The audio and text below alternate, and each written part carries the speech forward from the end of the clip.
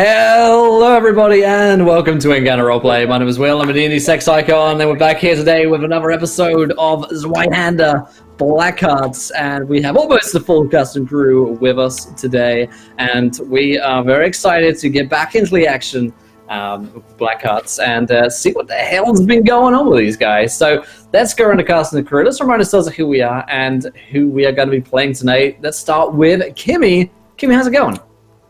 It's going just swell, thanks. How's it going with you? It's going fantastically. Swimmingly is how I would describe it. I play Danny, who is a human fop, so she's like a little socialite who is now officially engaged to Sir Patrick Chapmeyer. But she is just thrilled about it.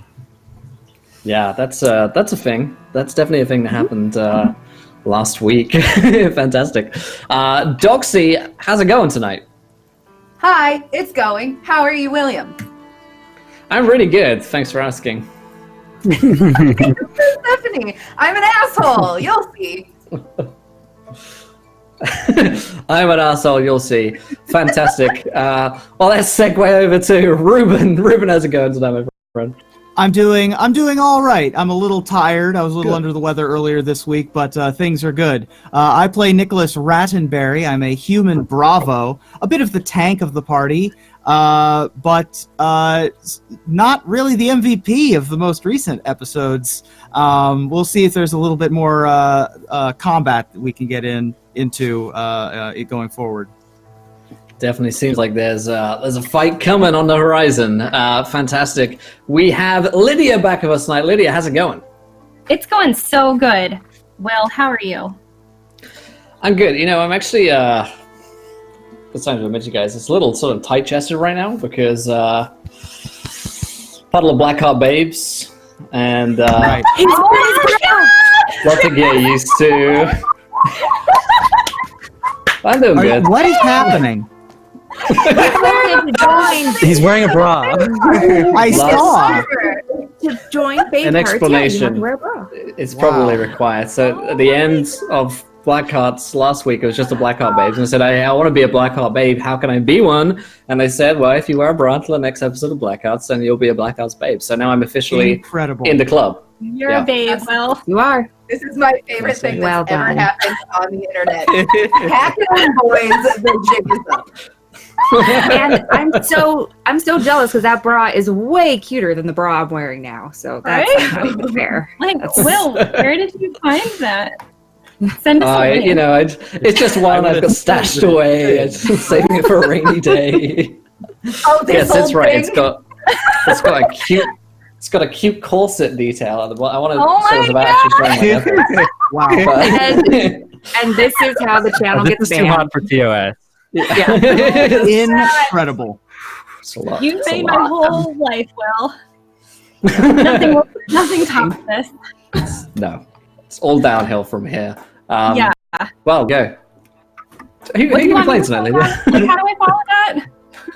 What do you want from me? I'm gonna tonight play Polaris, and she's an elven astrologer. That's it. Yes, fantastic. And Speedy, how are you doing? Knowing that you're not part of the Blackheart Babes now. Well, I was good until now. Now I'm just very disappointed. I guess I'll have to wear a bra next time. Look what you've done. No, it's good to be back. I was gone for the past 2 weeks because I was busy graduating. Yay.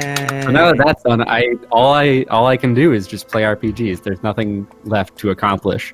Also, Will, how are you doing? Yeah, no, I'm doing good. You know, I feel very solidified in who I am in terms of my personal identity now. So he agrees. What a good Yeah.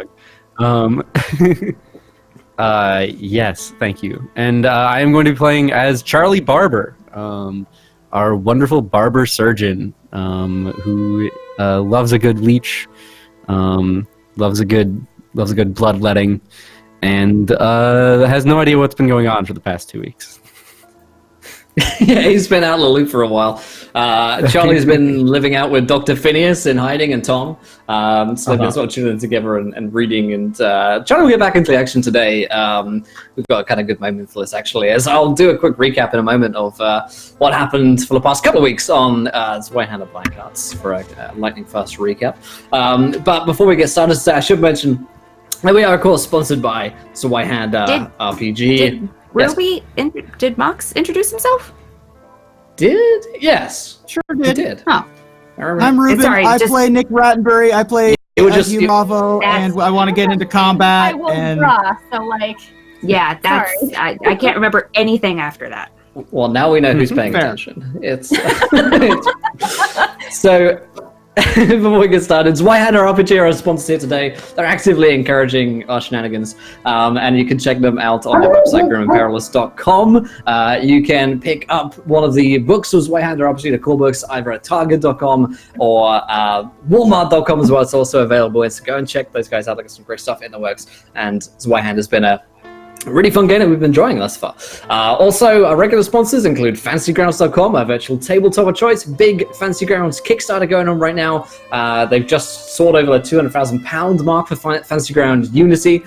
So if you're not on board on that Kickstarter yet and you enjoy Fantasy Grounds, then definitely go and get yourselves in on the ground level there. Also, TabletopLoot.com will give away a set of dice when we hit 20 retweets on this tweet, so go ahead and retweet it. Yes, I definitely like the idea of a Zweihander lingerie collaboration with Encounter Roleplay.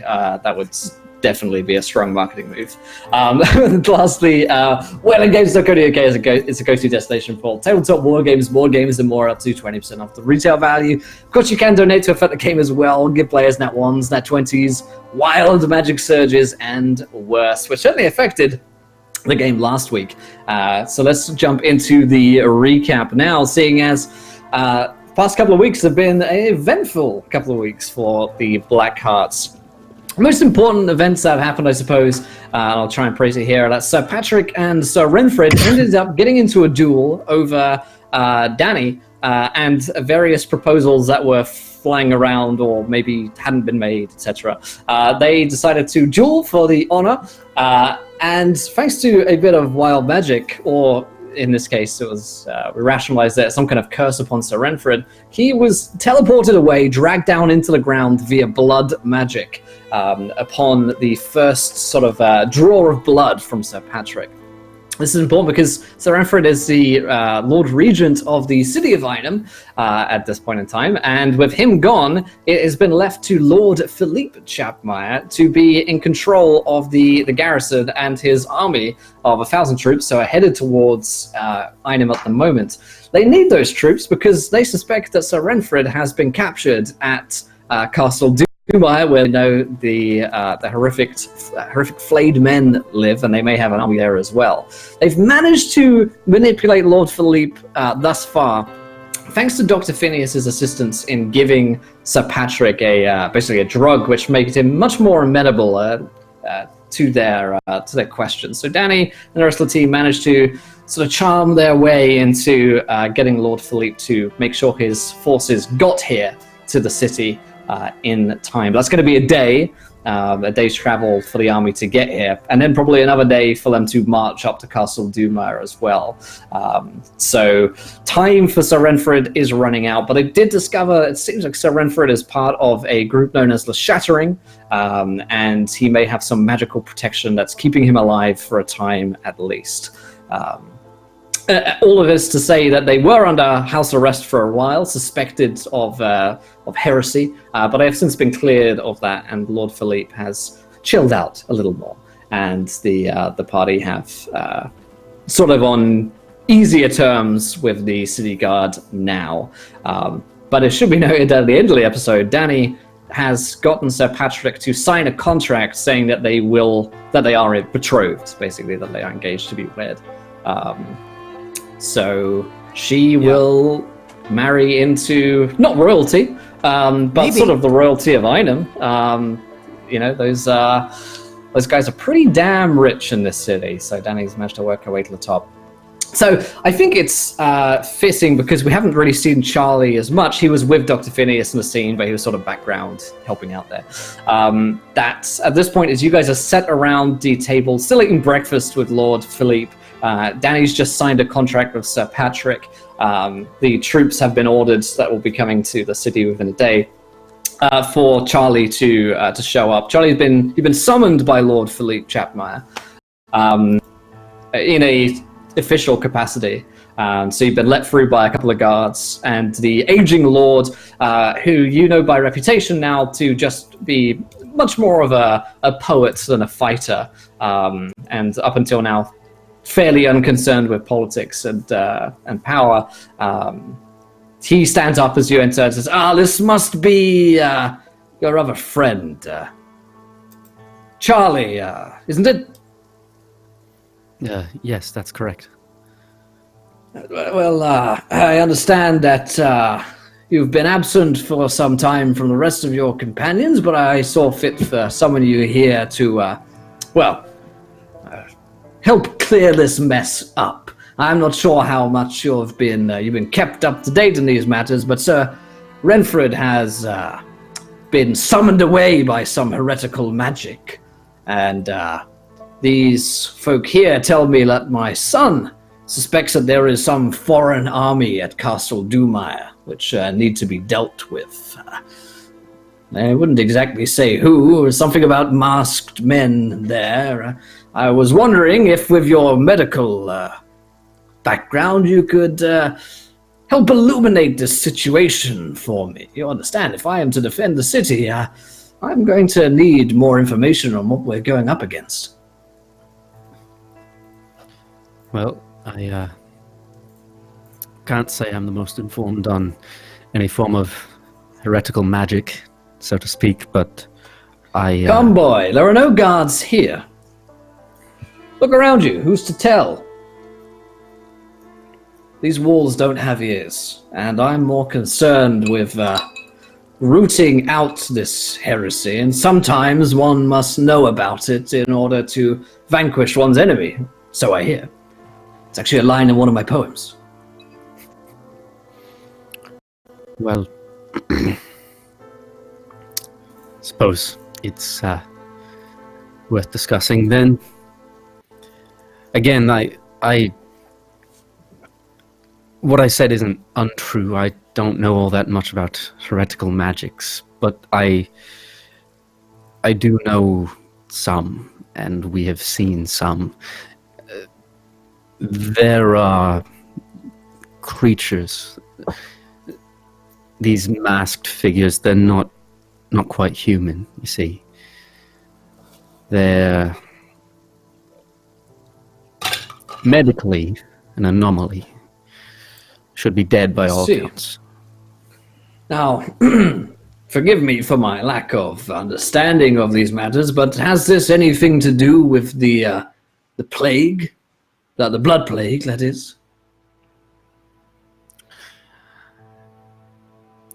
As far as we know, it seems likely. The creatures of blood and strife and sinew and, well, they came shortly after we fled Ostwald when it had become overrun with the plague. Seemed like vectors, if nothing else. Perhaps something more evil it missed. But I see. Connected, to be sure. If these men, if they are truly men at Castle Dumire, bring with them the plague, then I must quarantine the city at once. It would be foolish to send 1,000 men to their deaths against these plague drivers. If they have magic as well, I should not gamble away my forces. Thank you for this information. I would hazard against that line of thinking as well. These creatures, they're not just here to occupy your castle and maintain it. They're coming. They will come. You can either fight them on our terms or on theirs. And as Well, I'd foolish much as it may rather face sound, them defend on our 1,000 men to terms. their deaths. If you let them come to you, then everyone in the city will die. The walls of Einem have never been breached before. This fortress could withstand a dozen sieges. We do They not said the even same know of their all number. That's true, I suppose. How many blood mages have tried to breach these walls, sir? I'm not sure that any have tried, but I'm sure our faith in the Emperor would protect us. It's a lot of faith. If I might, real quick, sir. I think that we Lord, can come to a... how many times? Lord, I apologize. I believe that we can probably come to some sort of agreement here. You mentioned that you are of a slightly different mindset as it comes to knowing your enemy. The folks who...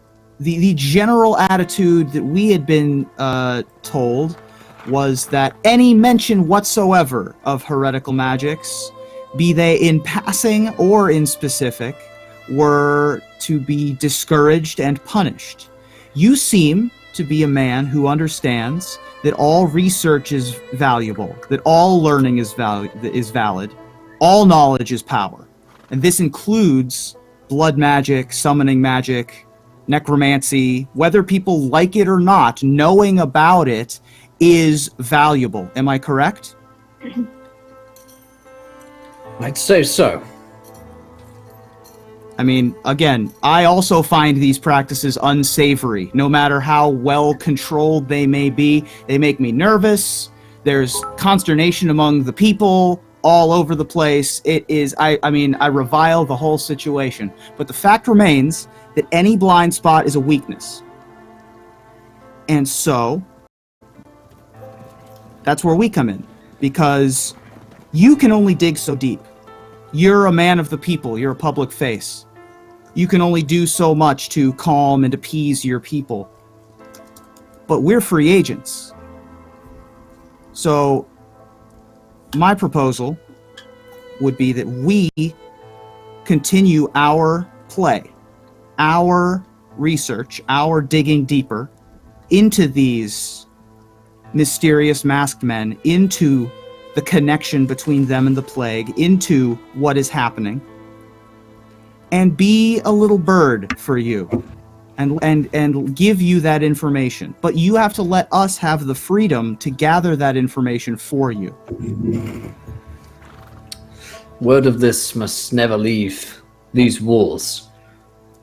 Seeing as you handled those witch hunters, though. Yes, very well. I will give you the remit to investigate further whatever these things are. If we are to destroy them, then we must know them. Whether that means taking a band of my finest guards and headed up there to Castle Doomire on a scouting mission, then so be it. Or if it is digging through text in a library, then I give you permission to read anything within the libraries of Einem, even in the restricted sections. There may be something within there that's we haven't looked at. We've been too afraid to look at. Perhaps it is only when one is most afraid that one can truly be brave and see. I should write that down. That was good. That He was scribbles it down on a piece of parchment. Very well. And if you do decide to lock the city down, we are going to need to not be a part of that lockdown. Very well. For now, I will have the army march here to Einem as previously intended, but I won't lock down the city until you find me some more information. If we need to preemptively strike, then we shall. But I don't like the idea of wasting men on a siege, attacking a castle in the middle of nowhere. Don't like it a bit. Not until we have some more information. My son here is damaged, at least for the time being. He was formerly commander of the City Watch. If you have any recommendations for someone better for the task, then let me know. I will need a temporary replacement. The best recommendation, I think, that we can probably offer, if they remain in the city, would be Jean of the Blackhearts. Or, your girlfriend. Or Alicia. I don't know how much experience Alicia has with commanding troops. I don't know her resume. But, Just looking at her scares me. It's fair. To be fair. She seems more like special forces, sort of like us, rather than a leader of peoples. I could be mistaken. I'll speak with her next time you meet and see what she has to say, but don't have much time. As for your friends Jean and Marie, if you recall, I had them brought into a room not far from here. You're going to want to see the damage for yourselves. Okay. At least they kept them alive. That's good by comparison. Let's not waste any more time then. Very good. I agree. So in a chamber not far beyond the breakfast hall that you're eating in right now is... and Dr. Phineas was put on this job as well to make sure that they were looked after. Bereaved Vandort and Jean Chevalier are both on bunks, separate bunks. They are pretty well bandaged up. The most telling injuries that you can see, other than a ton of sort of injuries, looks like they were tortured to quite some degree with a knife possibly flayed. Marie is most obviously missing an eye and a couple of fingers. And Jean is missing his right arm. So it's sort of cut off at a stump at about here. And it's just wrapped up in a bloodied bandage. Both of them... Yeah. Don't need your arm to practice tactics, though. Looks like Dr. Phineas has been able to sort of cauterize the wound. It may even have been cauterized by the witch hunters in order to keep him alive, to extract more information. And Phineas is in the room. Says, it's grim, but they'll live. This one's fighting days are over, as I fear may hers be. At least for a while. I've done the best I can for them. Whatever it was those men did to them, it has left its mark. But yes, they can reason and understand. You can speak with them if you want. They're in and out of sleep. Is it better if we let them rest? They can speak with you. They will need rest, but I'll make sure you don't trouble them too much. As long as they don't exert themselves. You hear a little sort of hacking cough from John. And he says, who is it? And Theo sort of opens his eyes and looks out. My friends. I did not expect to see you ever again.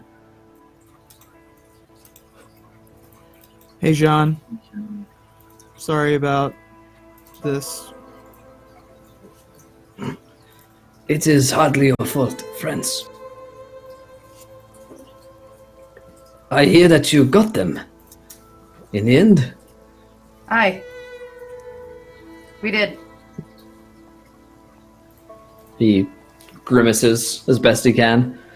Good.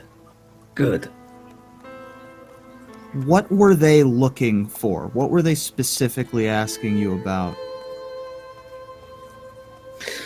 The princess we saw in the woods that night. They wanted her. They wanted you. Got it. I am ashamed. I gave them your names. Nothing to be ashamed about.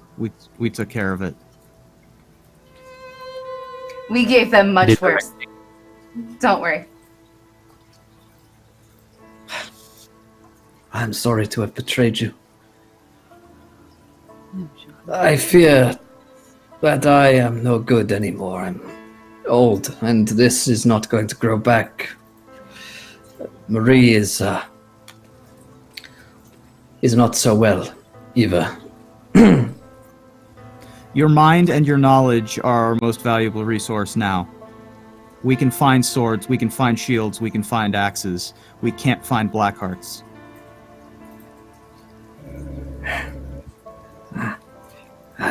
Speaking of which, I believe, did we learn if Katrine returned as well?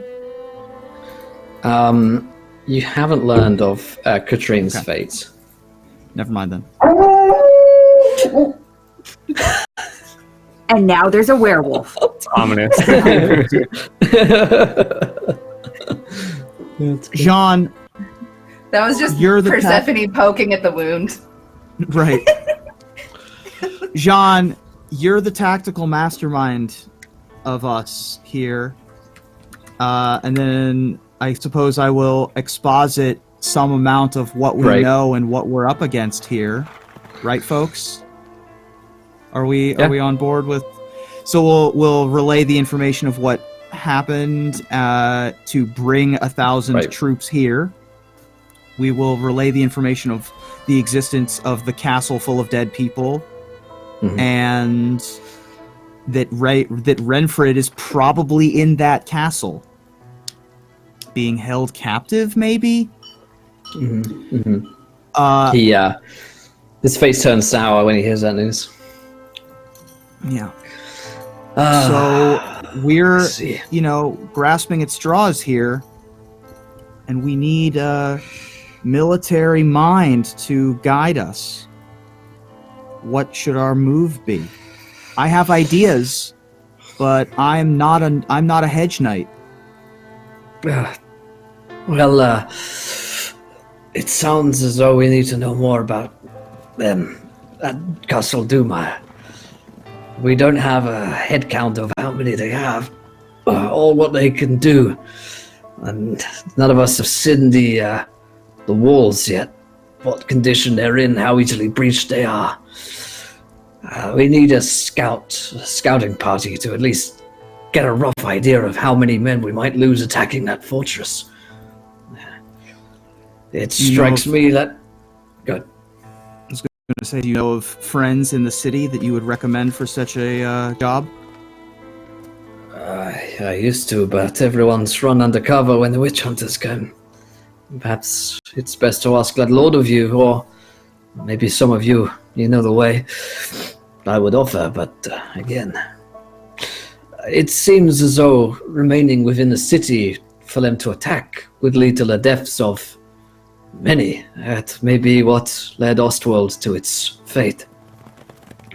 I think you're right about attacking them. On their ground, it may be, but they won't be expecting an attack. They expect to assault them. That element of surprise may get us far. And cutting off the head of this particular snake with this masked man is also important. Finding out where he lies within the castle may be of great use. I'm afraid, my friends, I don't have much for you, other than learn all you can about them before you go toe-to-toe. They don't know what tricks and surprises these blood magicians might have. Take care of yourself, Jean. Get well. We'll see you again. Hey, Will. Yeah, What time of day is it? still morning.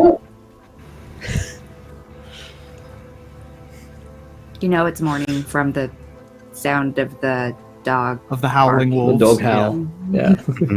Instead of No, that was a rooster. roosters. Duh. Right. It's called So it's, roleplay. this is just post-breakfast still? Yeah, post breakfast. So as you guys are headed out, John will say, "Before you go, me and Marie here, we will not survive another fight. Indeed, I think our fighting days are both over. I've spoken with her. She is affected by the tortures of the hunters. I would like very much to settle down somewhere on a farmstead, maybe far away from the war. Maybe further north. Idea. But that would mean the end of the Blackhearts. And I would not wish to see our name go out with us. It may seem forward after all we've been through, but would you consider taking that name for yourselves? Flying our banner? Fighting for what is good?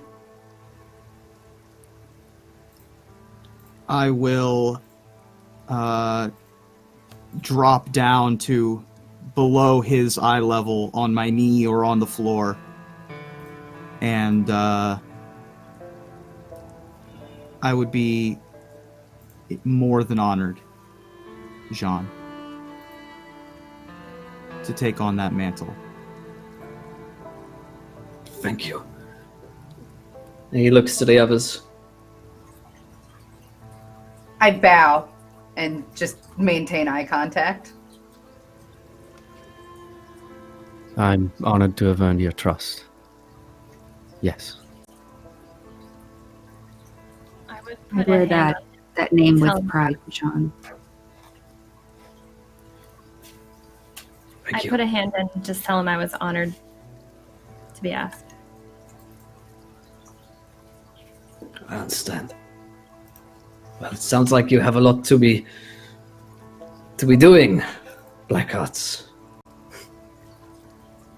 I will see you again before this is over. And Absolutely. Good luck with turning your swords into plowshares.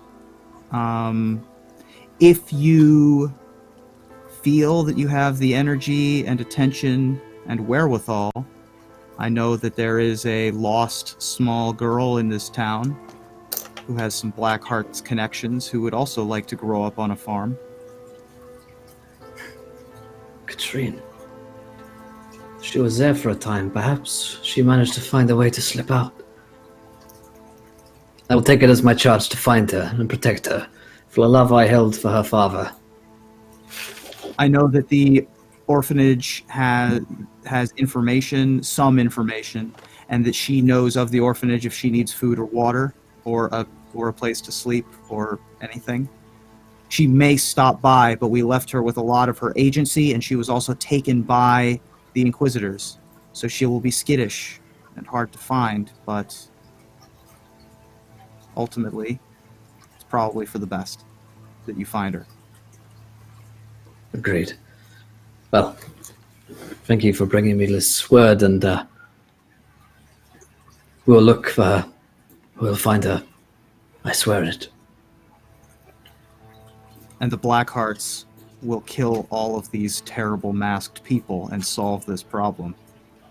We promise.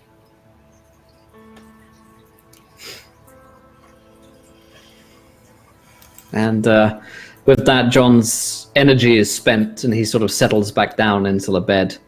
Dr. Phineas says, I think it's best he rests for a time now, friends. He's right. Got a lot to be doing. If I can help with anything, then you know I am your humble servant. As a note, that potion I gave to Sir Patrick will wear off by the morning, tomorrow morning. At which point he may start asking certain questions. I'm afraid I can't give him another dose. It doesn't work that way. So, just another problem for you to solve. That's an issue for a Is future. there we'd maybe have to one deal with. that you could give him that might make him sleep for a few days or confuse him? I could try. The body can only take so much. I would run the risk of killing him. Yeah. I don't want his heart to burst we Worth the really risk. don't want. Right. That's worth the risk for us, but not for Dr. Phineas. Yes, but not for me, I'm afraid. I'm still in the service of our benevolent Lord Chapmire here. If his son died on my watch, I would, questions would start coming. It may not be good for you either.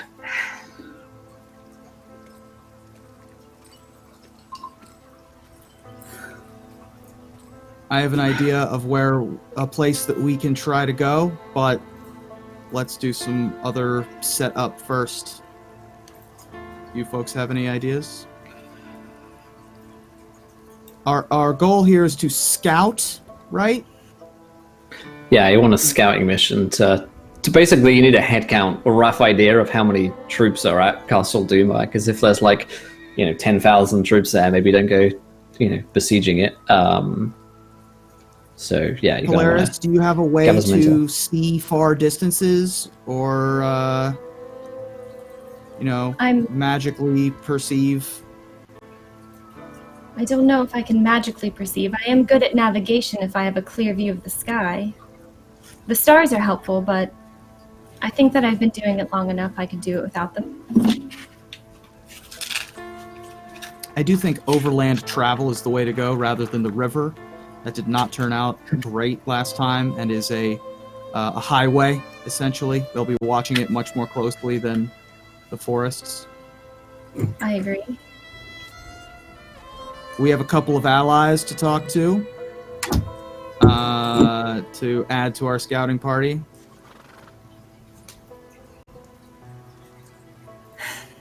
And we've got some resources that we might want to check up on. Which ones? Well, primarily, one of our party is the Queen Apparent, or whatever. I don't know how it works. Upon marriage, Miss Danny here would become the heir to Ireland should Sir Patrick and Lord Philippe no longer be alive. Just to clarify, are we alone? Are we the Blackhearts now? Yeah. Blackhearts plus Are we- Dr. Phineas. Are we all comfortable calling ourselves the Blackhearts? Yes. I'm more comfortable with Babe Hearts, but yeah, I'll go with it.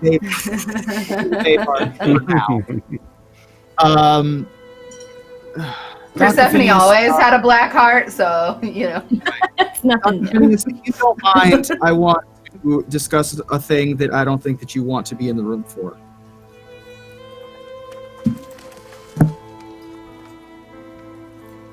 Okay. Is that cool? Who doesn't want to be in the room for this? I want Dr. Phineas to leave the room real quick. Oh yeah. He sort of humbly bows and goes back to looking after Jean and Marie. What's your play, Danny? I don't know. Are you marrying this guy? Or is this an insurance policy? It was meant to be an insurance policy, but now that I know that everything's going to wear off tomorrow morning, you could have unlimited resources. You'd be stuck in America. You do have it in writing. You have the receipts. But still, he could worm his way out of it. For sure. If I listen, can I marry, have no problem losing this dude, this guy, this man. if I can marry him today, while he's still pliable,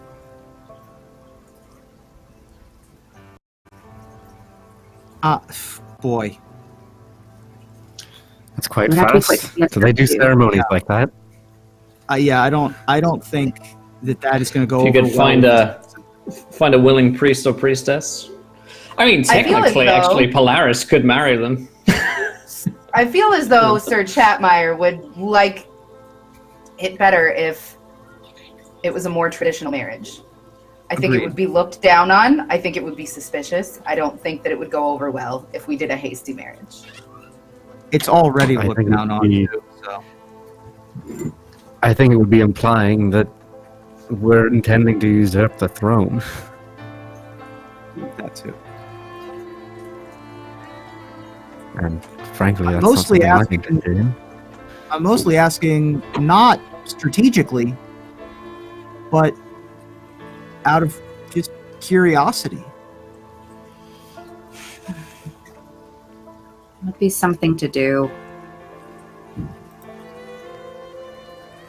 I haven't been married before. Give it a try.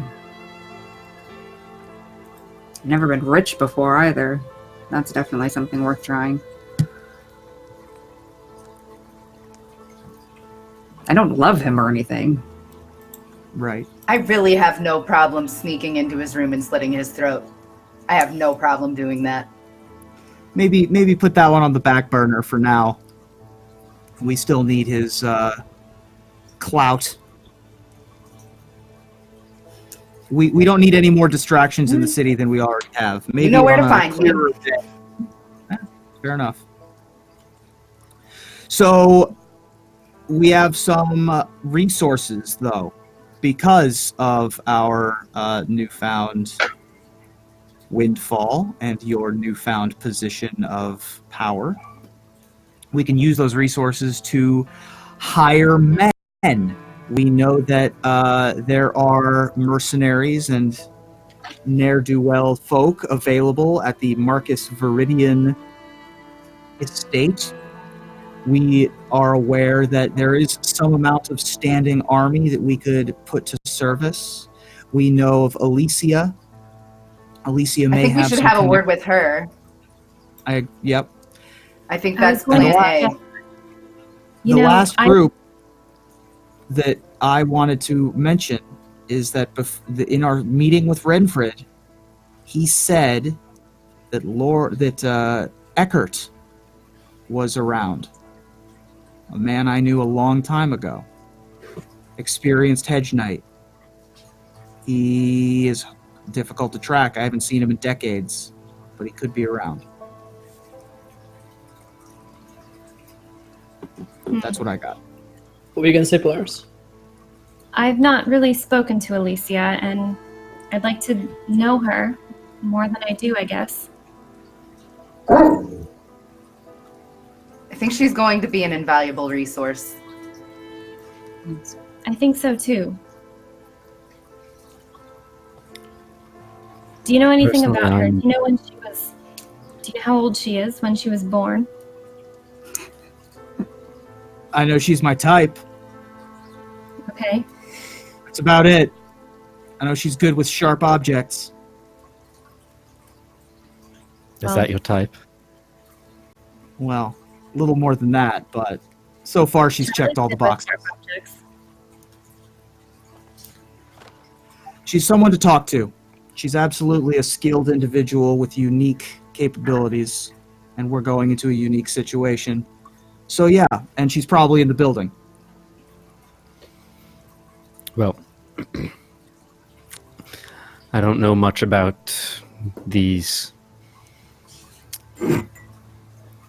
connections that you have or building an army, but Philippe did mention a library, and though it might not be quite as exciting, I think there could be some useful information in there.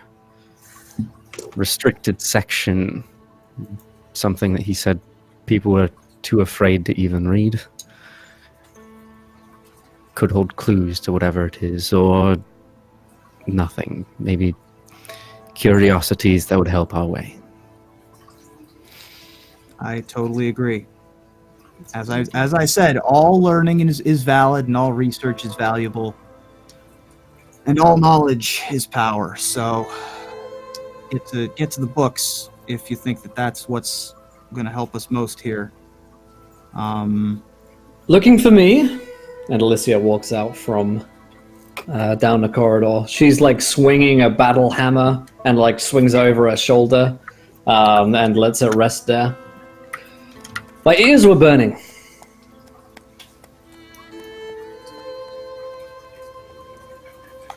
I'm going to let you all handle this conversation, not me. Were you looking for me? We were Always. actually just speaking about you, in fact. Well, it's Your ears nice must to have be been wanted. burning. I'm Polaris. All right. I don't think we've met. No, but I know who you are. I know who you are. And what can I do for you? We need men. Men are overrated. Agreed. Women are fine too. We need bodies. Soldiers, Really? I see. fighters. And this has something to do with the events at Castle Duma, I.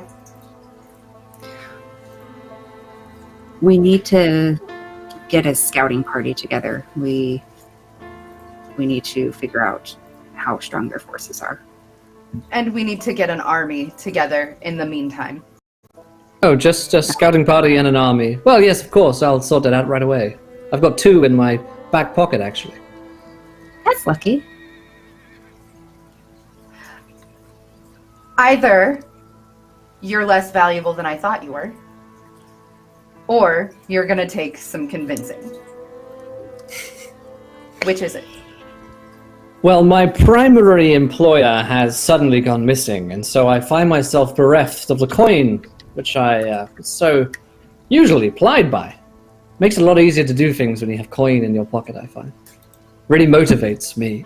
Now, I could find you scouts, and they would be the best scouts in all of Ireland to check out Castle Dumire. Or I could not, and avoid whatever war is coming here, and avoid dying with you. So, what's it gonna be? We can arrange a meeting with Sir Chatmire, and I'm sure that you would have all the gold that you need at your disposal. I don't work off promises like that. You don't promise. You don't work off the promise of a meeting. You don't want. Not to if you want me draw to the do it now. contract? No. Oh, You at can your meet him right pleasure. now. All right, I'll meet with you. You don't have to do any or work until you so. have the resources. Good. Then we understand one another. Aye. Very well, then show me to this lord of yours. I'll lead the way. I need to speak to Philippe anyway. I want to see where he's at on the wedding front. Maybe And we'll, arrange it now. Sorry. We'll pick up Phineas on the way, because I assume he's out in the hall or whatever. Right, yeah. Well, I'm sure we'll pass some windows on the way where I can get a view of the sky, see how the sun is rising, where the clouds are. Okay. What do we make your off list usually? There's a... it's the one thing I forgot to fucking pull up. This is a skill sheet. What do you roll? Astrology? Yeah, I roll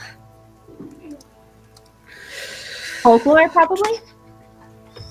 Yes, we did folklore before, didn't we? Yeah, I think so. Yeah. Got something.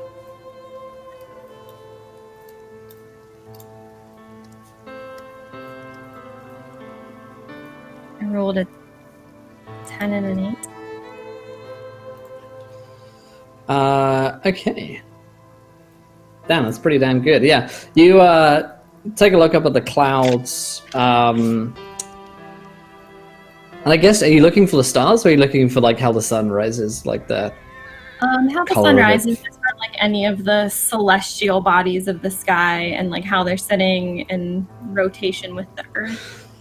Yeah, the seeing as it's early, the sun sort of rises, and it's got a sort of like dull red glow to it today, which sometimes happens. It forebodes of bloodshed to come.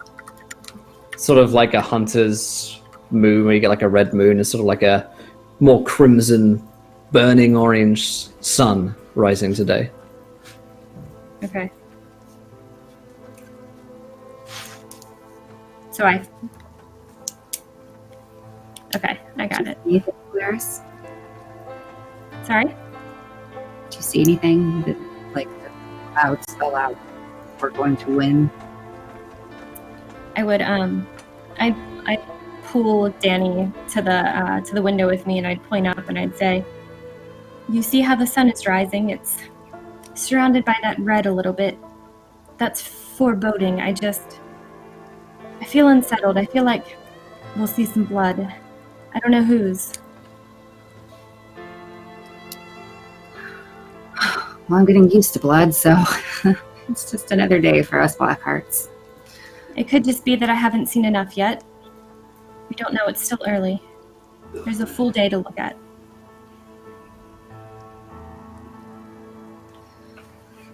Well, let's go see Philippe. Philippe's still at the breakfast hall, finishing his breakfast, scribbling down looks like a letter. And he's got an array of equipment on the table, which looks like he's had brought in, and servants are sort of bringing it in and setting it down on the table for him. It's quite a hodgepodge mixture of, you see a weapon in there, you see some vials, some bags, some heavy bags, and he's sitting there. Very good. Back so soon. Who do you bring with you? And Alicia gives one of you a little kick. Introduce me. This is Alicia. This is a friend of ours. Well, Alicia, friend of these people, you're welcomed into my hall. Can I help She can help. you? Yes? She can help put together men. In what manner are we speaking of here? For You an mean army? you mean for the a war? Scouting For the- party? Right. Yes, of course. I was just sending off a raven. Yes, very good. Show your money. Find as many. Oh, I see. Well, these are dire times. There is not too much coin going round, you see. And Alicia cuts in and says, 100 gold pieces, or I walk. And he balks. That's a king's ransom. Right there, my dear. 100 gold for some soldiers. I don't see any You'll find soldiers she's here. worth the price, sir. We trust her. All right. Well, if this backfires, then it'll be your heads on a chopping block too. Mine. 100 My gold head. pieces. I spoke for her. Very well. I'll have the steward send it to you. And she smiles and has a little bow. Says, "Well, I've got some work to do, so and a reward to collect." And she strides off to meet with the steward. And Lord Philippe says, "Oh, before you go off, I had some bits brought in for you that I thought would be useful. Some things from the cellars, seeing as we're going for our inventory. I've laid out some things for each of you that I think you might find useful. As gifts for our cooperation together. Danielle, I've had these wonderful slippers brought to you, and they are like really fine shoes. In game terms, they are actually worth 8 gold coins you would spend on a pair of shoes like this. So probably the finest that you have. And seeing as I hear there will be a wedding soon, these were my late wife's, and well, it seemed me fit that they should now be yours." These are beautiful, Philippe. Thank you. Dr. Phineas told me that you're adept with tinctures as well, and this is dangerous, but it's a vial of spider venom here. Very, very dangerous, but I thought if we're going to be going to war, then is not poison a woman's weapon? And he hands you this vial of spider venom. And by the way, I'll give you page references for all of these items in a minute for all of you. So you have to scroll for a book. Hilda, isn't it? Phineas said that you would find these useful. I'm not sure how. He hands over a little pouch which is filled with grave root, which is a substance which you would recognize. I'll read out the description here in a second. If subjected to a dose, it immediately causes a supernatural creature to flee for 1 minute. 2 doses cause it to flee for 2 minutes, and at 3 doses, it is paralyzed for 3 minutes. Whereas spider venom, the victim is paralyzed basically for almost immediately. If not given an antidote within a number of hours equal to less than a victim's brawn bonus, death is imminent. So the spider venom is close to an instant kill. And then he hands over a slightly wetter bag. And you look inside, and it's a bag of animal fat. And he shrugs. Not sure what you find for this. How many units of animal fat? That is free animal fats. Okay. Just non-stick. 3 animal fats coming right up. What was it? Was called Bane Root, said?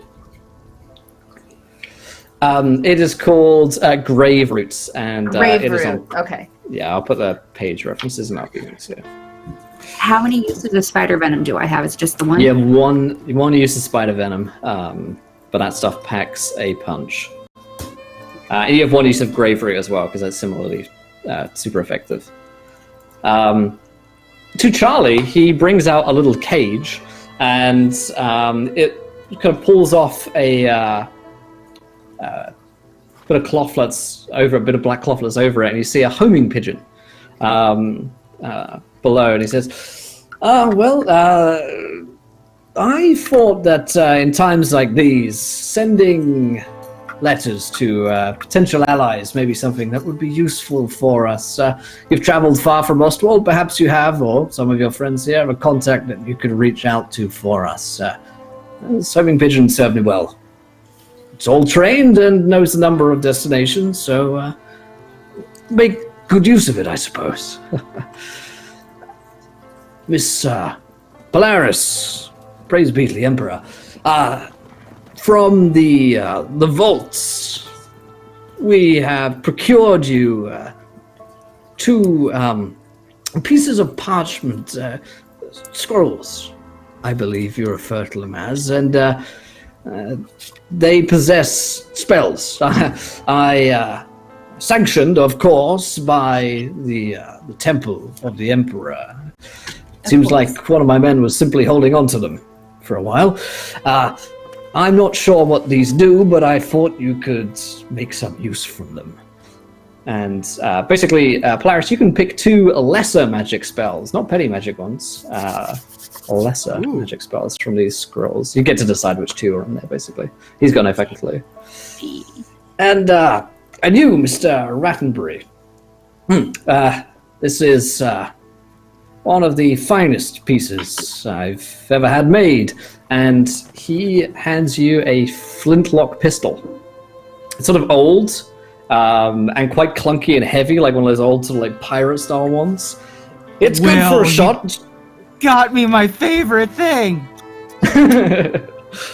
It's good for a shot. It should tear through the armor of a man, but reloading it is an absolute bastard. So you're still going to need the use of that sword on your hip there. But use it. My shooting days are long past me. Well, thank you so much. Hopefully these will be useful to you all, in one way or another. Now, how many shots does this have? Yeah, he gives you ammunition, black powder, good for 5 shots. So not a lot, but it's expensive. Yeah. Dope. Thank you so much, Lord. This is a lot, and greatly appreciated. Well, if there's a war coming, I will see to it that my soldiers are adequately equipped. That Alicia there, you think she's good for the commander of the watch? A temporary one? Yes. As far as we are aware, she's the only candidate for Master at Arms. Very well. I'll ask her. See what she says, though I doubt the price will be low. You get what you pay for. True enough. And when the alternative price is your life, I feel it's easier to part with gold. Yes, Daniel? I know that there are probably traditions and ceremonies that need to be upheld, but war is coming, and that frightens me. If plans for the wedding could be made, or at least started to be made, that would be appreciated. Yes, that would be well. War is often brings things into perspective, it would seem. I'll have the types, some noble ladies who are good at organizing weddings here in the city. I'll have them meet with you, and you can begin discussions on how many courses, what everyone's wearing, the music, all of the details there. But I need your priority to be solving this problem for me. It will be. You will wed after this is all over. Perfect. I know that this was a less than ideal way for you to learn of the pending nuptials, but I do hope that when we do become the heroes of Ostwald and save this city, that will be enough proof for you of our and her value here and as new people of import here. I don't quickly forget my friends. Neither does the sea. You'll be adequately rewarded. Now, I have one quick question that is probably we'll cross that bridge when we'll get to it kind of question, but let's say we're successful. Let's say we win whatever battle is coming, or even better, sneak in and get Renfred and then come back, and then there's a battle later. Are you going to, let's say Renfred returns, capable and whole, are you willing to abdicate your newfound power here? Yes, it's not a position I've walked into lightly. In fact, quite a heavy heart have I taken up the position of acting regent, Lord Regent of Einham. Should Renfred return, then I would happily hand over command to him. He's far more seasoned warrior than I am. But in the more likely case that he is not well, I will remain in command as best I can. I hope you don't mind my asking, Lord. No. Of course. You owe loyalty to your former lord, I understand. I respect it. Would that my son instilled the same inspiration in his followers, as Renfred did with you. Perhaps you can teach him, Daniel. I'll do my best. All right. Well, we're all incredibly busy, so good day. Good day. So, what do you guys want to do? You've got a lot of threats to follow. Alicia is quick gathering up the scouts for you, and she says to you that she'll have them by midday. So, like an hour's time, she's going to have these scouts ready for you. So you can, go off and do whatever you need to in the city now while Alicia is waiting, or you can just wait for her and then move on afterwards. So did that guy just give you a fucking pigeon, or what's the deal?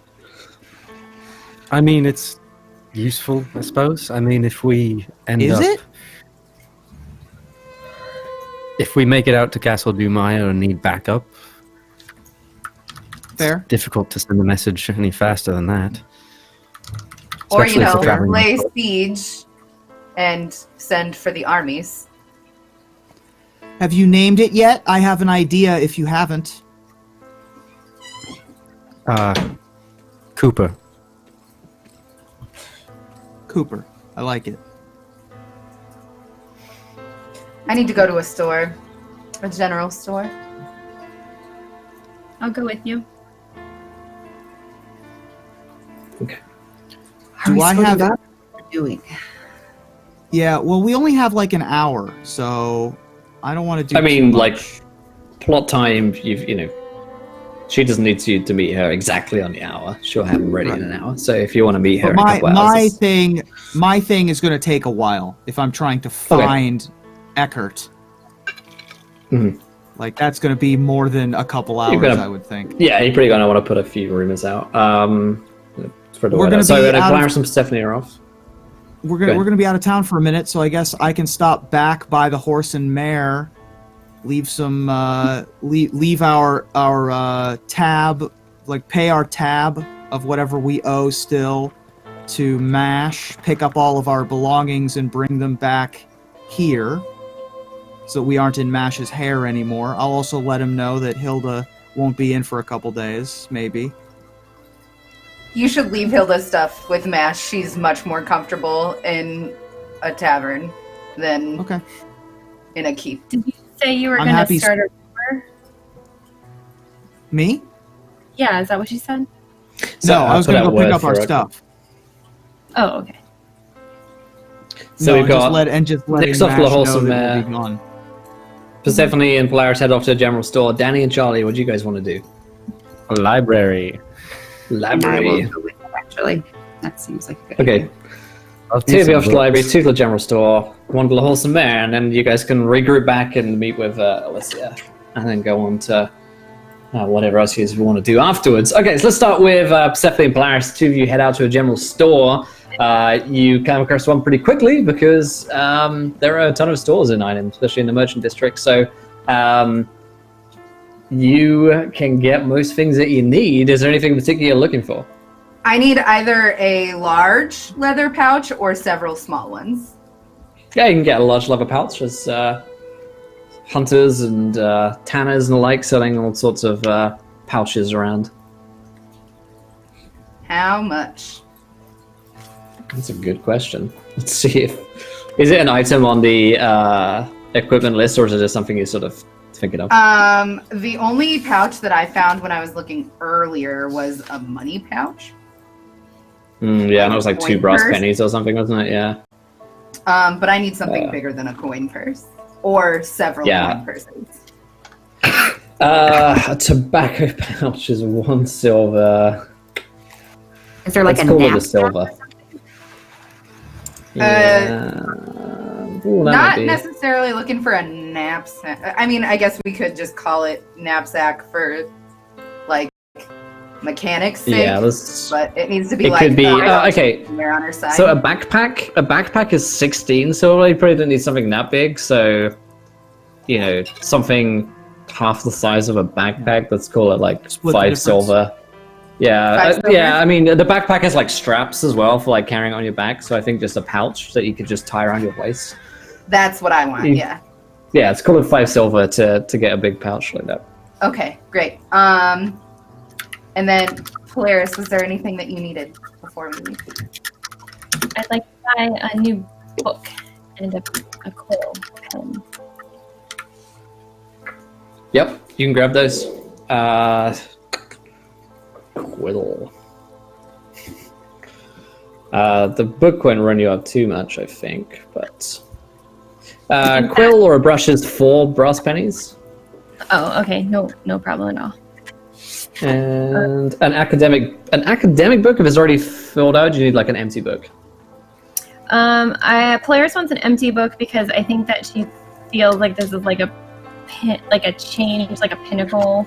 So she wants to start over like a new constellation journal because this is like a turning point. Okay.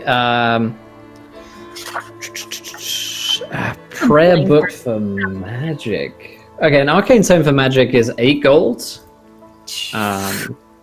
Yeah, they're pretty damn expensive. I can toss you some gold if you need. Oh my god, thanks. I have 4 gold. I have With some mine gold. and yours. Yeah, I have some gold from whatever we did. But yeah, I would have enough to buy the magic. Is it a tome? Is what you said? Yeah. Okay. Do you need my 4 gold? Yeah? Yes. Okay. Okay. It is yours. And because you lent me that, I'm gonna track your specific star sign until the end of the game. Wow. I don't know what that means, but I'm excited. That's intense. I'm gonna do it. And then I need, after we're done Wu-Tang, there, thank you, Ivor. I need to go down to the docks and fill that pouch with sand. Absolutely. So that's what Find sand in a lot of places, so yeah. Righty. Thank you, Wu-Tang, for the donations tonight. Let's another magic item coming Nick's way. Wow. Alrighty. So, shopping montage over. Let's go to Danny and Charlie. You've headed to the library, and Lord Philippe Chapmeyer's guards recognize you and give you clearance to the library and the restricted section, which is usually only available to priests and magicians. So it's an area of books that you haven't been allowed to get to before. And they're not so heretical that they haven't deserved burning, but they are a little bit on the heretical side when it comes to, in the opinion of the Emperor. So what do you guys want to be looking into?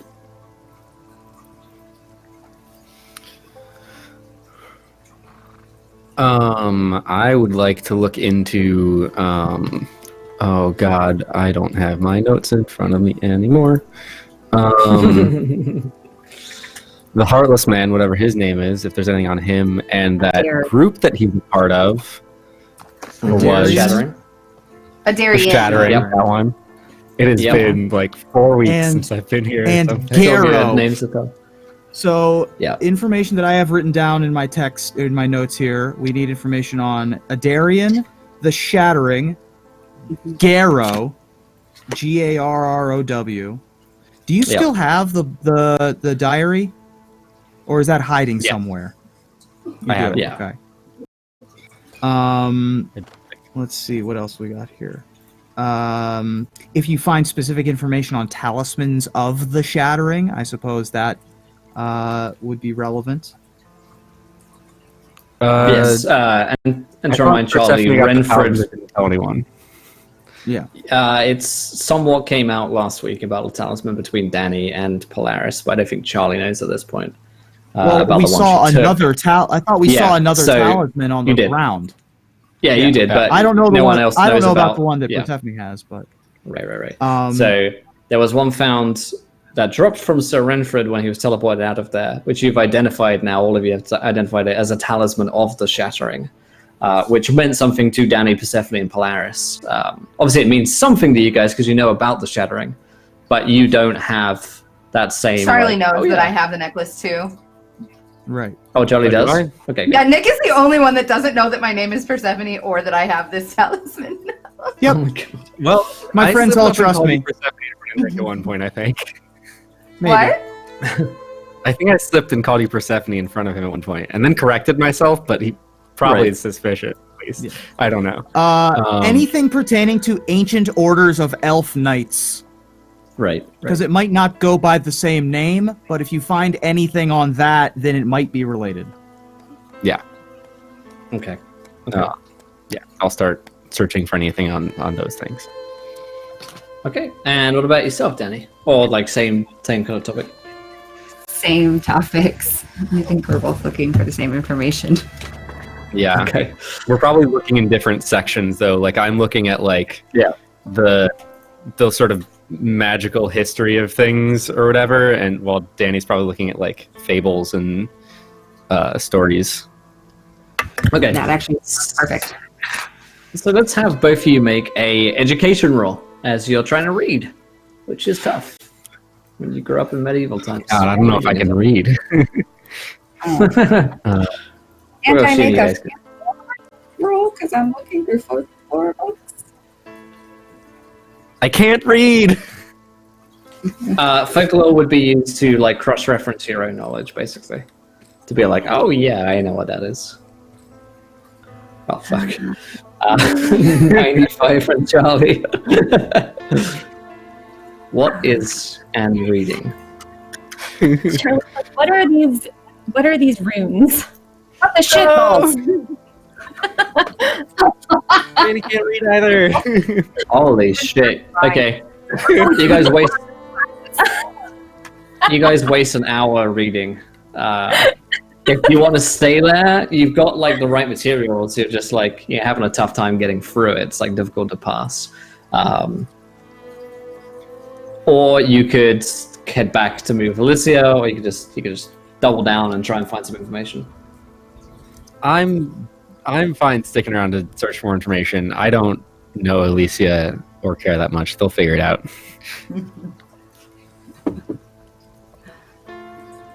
Yeah. Danny's Okay. just like looking for books with reference to Yeah. like dirty sexual acts and stuff. Fuck She's like these looking books. for like books in this section. Right. She's not finding it. Okay. Okay, that's okay. So let's jump over to Nick. Nick, you head over to the horse and mare. We'll come back to you guys in a minute. But yeah, you head over to the horse and mare. It's running again. It's wide open. And you hear from within the sound of a bard playing on a lute. And it looks like Mash is sort of overworked. He hasn't gotten in at like another temporary staff to like help him or anything. So the operation without bangers there has deteriorated because there used to be that Hilda would ask, bangers would ask what the order was, tell Mash, and he would go and get it.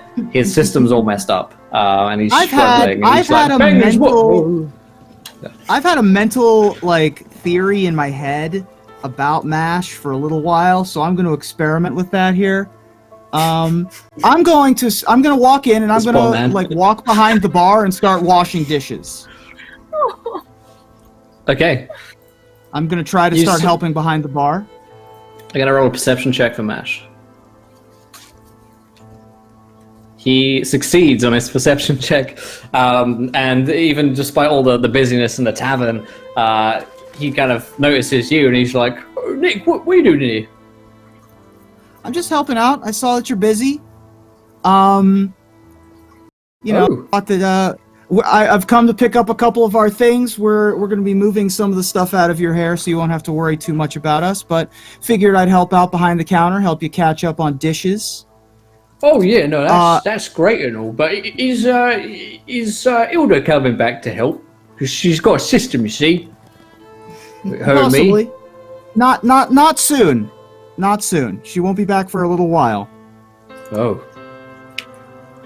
Okay. I want to make a roll real quick, if that's all right, because this is my theory. I think that it takes a smart man to play the fool, and I think Mash is smarter than he lets people believe. Okay. I want to scrutinize or insight check or whatever the equivalent is. It's definitely a scrutinize. Okay. That is a skill in this game, isn't it? Yes, it is. I think he's smarter than he lets us know. Mm-hmm. That's a success. Nope. Nothing there. No? He's actually that dumb? He actually That's runs my a sweet successful... dull boy. Man, he actually runs a successful business. Successful is a matter of perspective. I mean, he owns the bar, and he probably pays his taxes. But whether or not this guy makes actually any money is probably is questionable. I mean, he did actually see some money with Mash before, but you don't know how all of this came about. It seems like he does thrive on like the community. Everyone fucking loves Mash, and it seems like people are quite honest with him. Everyone likes him, but no one is close to him. You know what I mean? Like, he's the perfect master of whispers. Like, I thought that I had to It was great, but it's not true. So He's No, either he's an just idiot or stumbling his way or through he's a life, very and it seems good to be working liar. out. yeah, He could be a very, very good liar. it's true. So he I will rolls. So watch- when you roll scrutinize, he rolls deception as well if he's lying. So it's possible that he just succeeded in deceiving you. That's fair. But Okay. from a I glance will- looking at him, he seems pretty normal. But if you were to interrogate him with some harder questions, maybe then he would slip up. No, I'm not interested in pressing my luck. I just thought I might try to catch him, see if there was like a moment of clarity that I could see and see behind the veil. But instead, I'll just help wash some dishes, help him catch up on the work that's at hand. Once I'm done there, pack up all of our various sundry items and get ready to get back to the castle or the estate with our personal items so that he can clear out those rooms. And then I'll pay up our bill, whatever our bill is. Yeah, he hasn't been keeping one. Obviously not taking any of Hilda's stuff. Right, yeah. But whoever wanted me to pick up those things, that's what I'll pick up. Sure. He's like, I want you to leave my stuff with Persephone's stuff. You're going to leave stuff there too? Okay. Yeah, she's my best friend. Witches enough. together, bitches together. Tell Bangers if she needs anything, then knows where to find me. Hope everything's all right with that whole situation going on with the witch hunters and all that stuff. Things are fine, and if anything arises, we'll be sure to let you know. We have a new messenger pigeon, so we might send a messenger pigeon. Oh, Okay. I like pigeons. Good to see you. All right, I've just got to get this order. Bangers. Oh. And he's on his way. All right. So, I'll yeah. back. Heading back up to the castle then. About an hour later, everyone except from Danny and Charlie meets back, and Alicia has 6 sort of woodsmen, by the looks of things, rangers, largely armed with bows and hunting gear. And she's got them in a courtyard of the castle, sort of waiting your attention, sort of group of you sort of meet back there. And Alicia says, so these are the men. I'll be heading out with them. Will anyone be joining me? To the castle? Well, I yes, assumed of that. course. I assumed the plan was we were all gonna head out. Is that true, or are some of us remaining behind? It's up to you. I don't see your friends Charlie and Danielle here, so it looks like it's just us. If you'd like to go, then you're welcome to. I don't need They you were there, gonna- though. They were gonna meet us once they were done. They were making a quick stop at the library. We should let them know if they can decide for themselves. Well, I'm While we're leaving here, though, in a moment, so. well, first I would appreciate some introductions to the 6 men here. Fine. I will introduce them, I suppose. This one here is Jasin. He's good with a bow. This one here is Kerif. He's better. Rodner. He's not very good. And these 2 here are my favorites, Sanira and Sasa. And 2 women sort of give you a nod. And she says, well, there's not a lot of time for us to be waiting here, so if your friends are coming, then best send word for them quickly. Were you on the way out of town, or are we passing by the library? We can head that way. Great. We'll do that.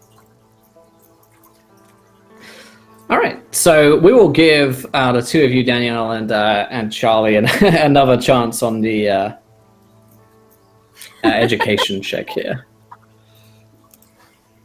Those poor illiterate people. Oh my god! cannot Actually, read.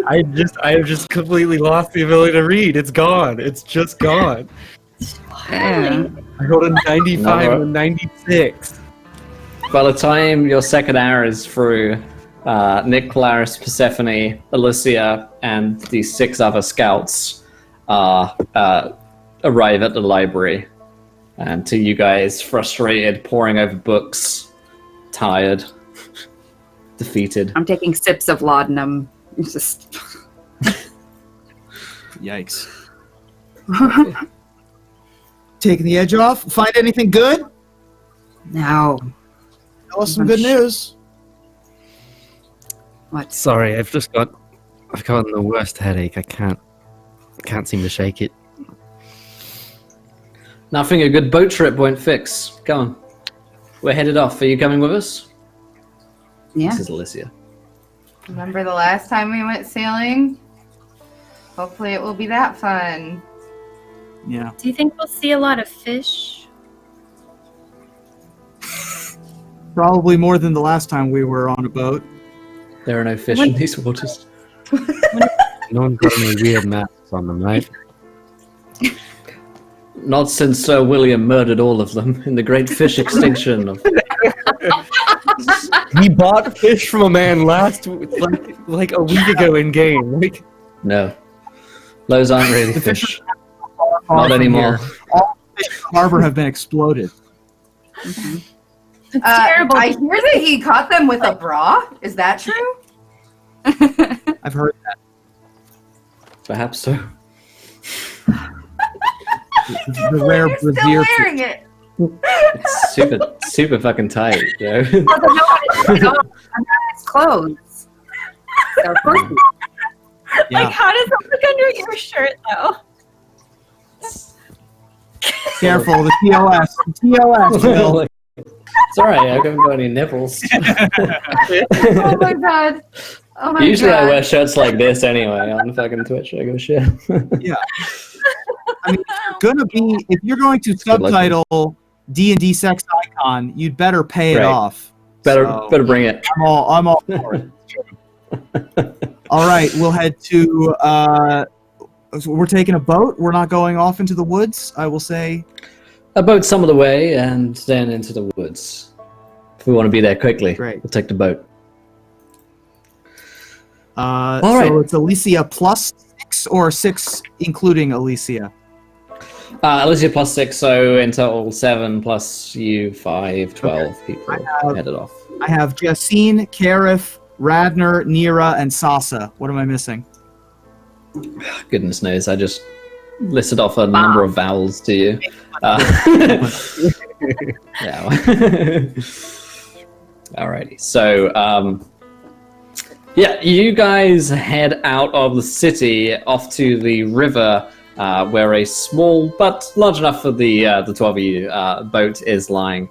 Alicia's scouts begin to sort of take up the oars to get it going, and then the sail is actually let down. It's big enough for have a sail, and you guys are headed back down along the river again, which has some certain memories attached to it, I'm sure, for the group of you. Headed back to the place where, well, the mask spoke to you for the first time, and then told you to go back, else you would all die. And it did promise you that the next time that you went to Castle Dumar, of course, you would all be executed. So there's that hanging over you as you return back.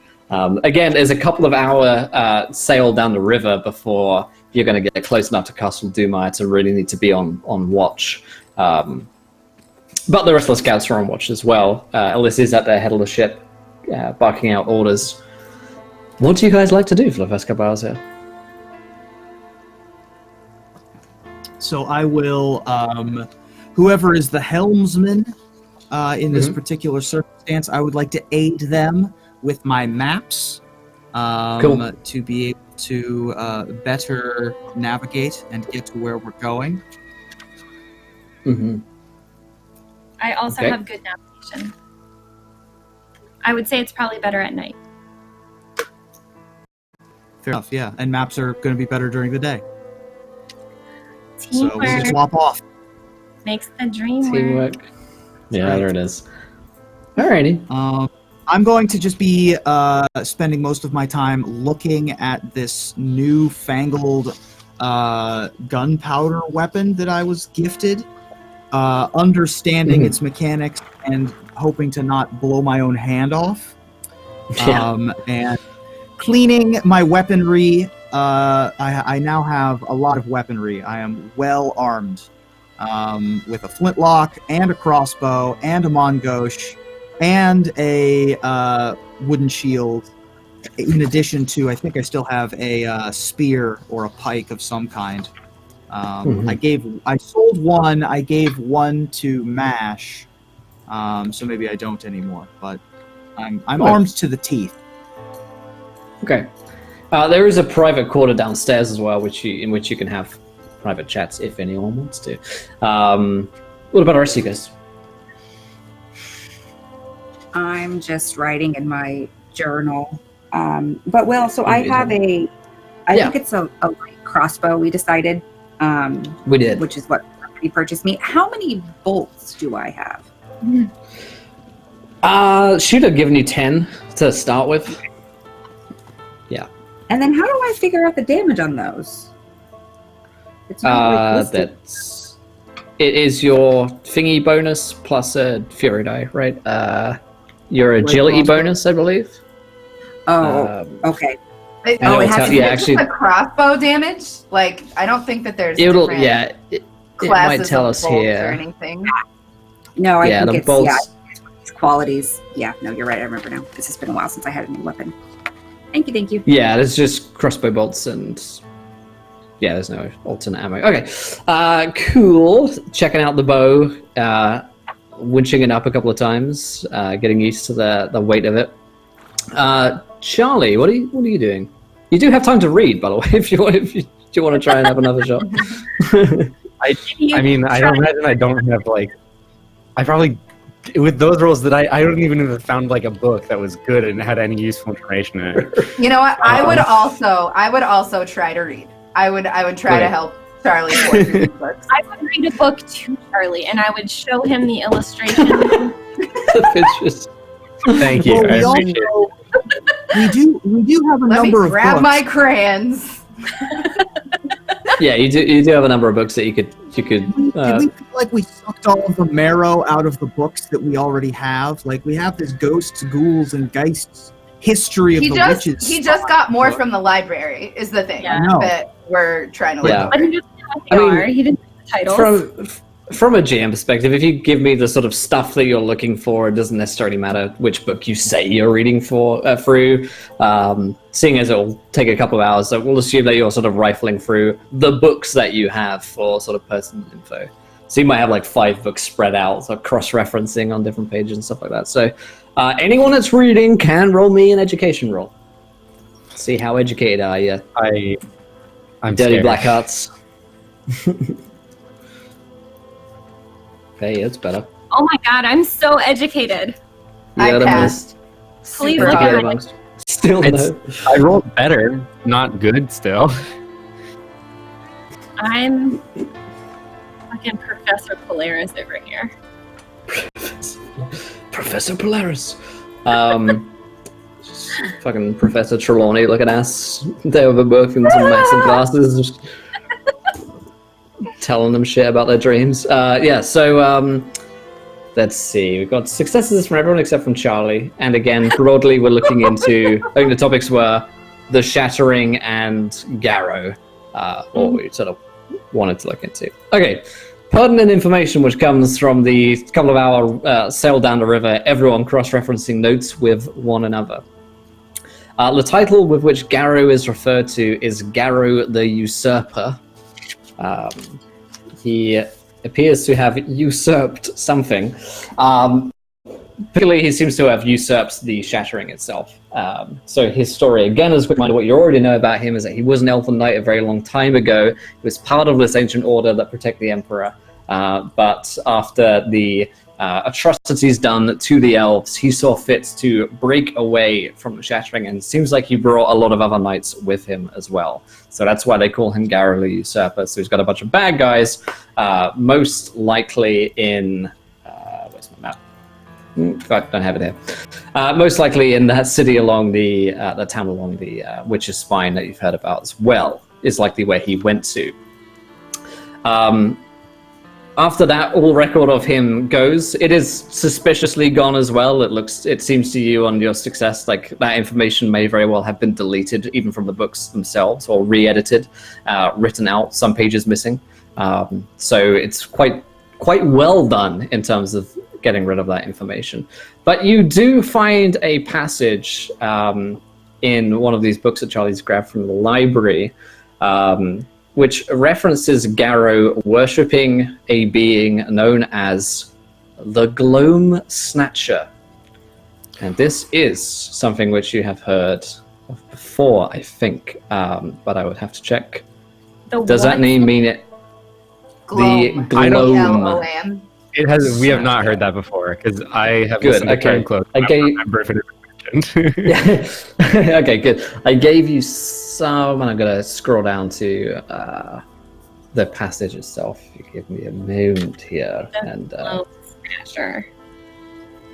yes, Gloam it snatches Gloam. Here he is. There's my like a 100-page book, and I'll scroll down to the relevant bit for you. Okay, so you have read some of the Astral Sea. You have learned a little bit of it. Mm-hmm. You know that there are creatures which live in the Astral Sea, the sort of world above us, which live in the sort of shadow of the world. And they don't really care much. They are titans. They don't care much for whatever's going on in Penumbra itself, for the most part. But you did hear in that other passage that sometimes they do get interesting. So the passage that you find...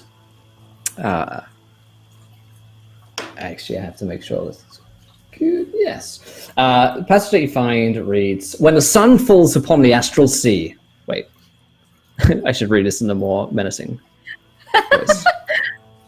When the sun is better. Take your shirt off and show your bra though while you do it. Wow. That's not the first time I've heard that. So, when the sun falls upon the Astral Sea, a shuddering and jabbous creature of frenzy and malice sloughs its gigantic plant body through the ocean, making its home in a forest of shadow made to its liking.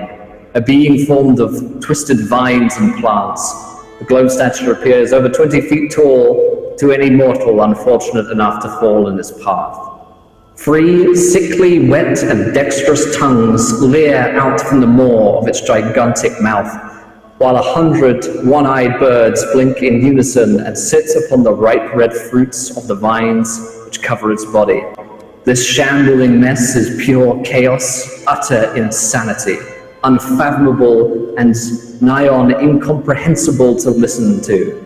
It speaks with the rasping of 1,000 voices in discordant unison, a symphony of unrest and jabbering madness. All who bear witness to a Gloam Snatcher are bound to swiftly lose their minds if they are not immediately devoured, but a creature does enjoy to play with its food. It has traveled far to make its temporary home in Penumbra's Astral Sea, and it has a far greater meal planned. The Gloam Snatcher seeks to disrupt the natural order and uses mortal spies and agents within Penumbra to sow discord and reap a huge death toll. It is a great deceiver and has gifted those greedy enough for power with the recipes of dark magic that come from its distant homeland. And that particularly odd passage is what you find, which feels like something of a breakthrough. Mm-hmm. And I will copy that text as well for you guys. Yeah, Wonderful. please. Thanks. I mean, I heard it all the first time, but... No, I'm kidding. I heard the voice. It was hard to focus on the words because I was just like, the voice. It's like, okay. Basically, if Garrow splintered away from this group of the Shattering, ended up coming across this creature somehow, or maybe it found him, then it could very well have given him these recipes for disrupting the natural order. Recipes sounds particularly like something that you would use to make a plague as well. So if Garrow, you know that a Darien works for Garrow, or at least they met one another at some point. The Darien speaks of a greater master. Then this is most likely the source of that corruption. Now, what to do with that? It doesn't become immediately apparent because there's no way to just jump into the astral sea, and even if you could, you probably wouldn't ever return. But it does at least give some context to what may be happening. I also didn't bring my astral bathing suit, so... right, yeah. I fucking did. I mean... I learned So... That's next week. But yeah, so you have a Darien now, you have Garrow, his master, and now you have the Globe Snatcher, which seems to be their master.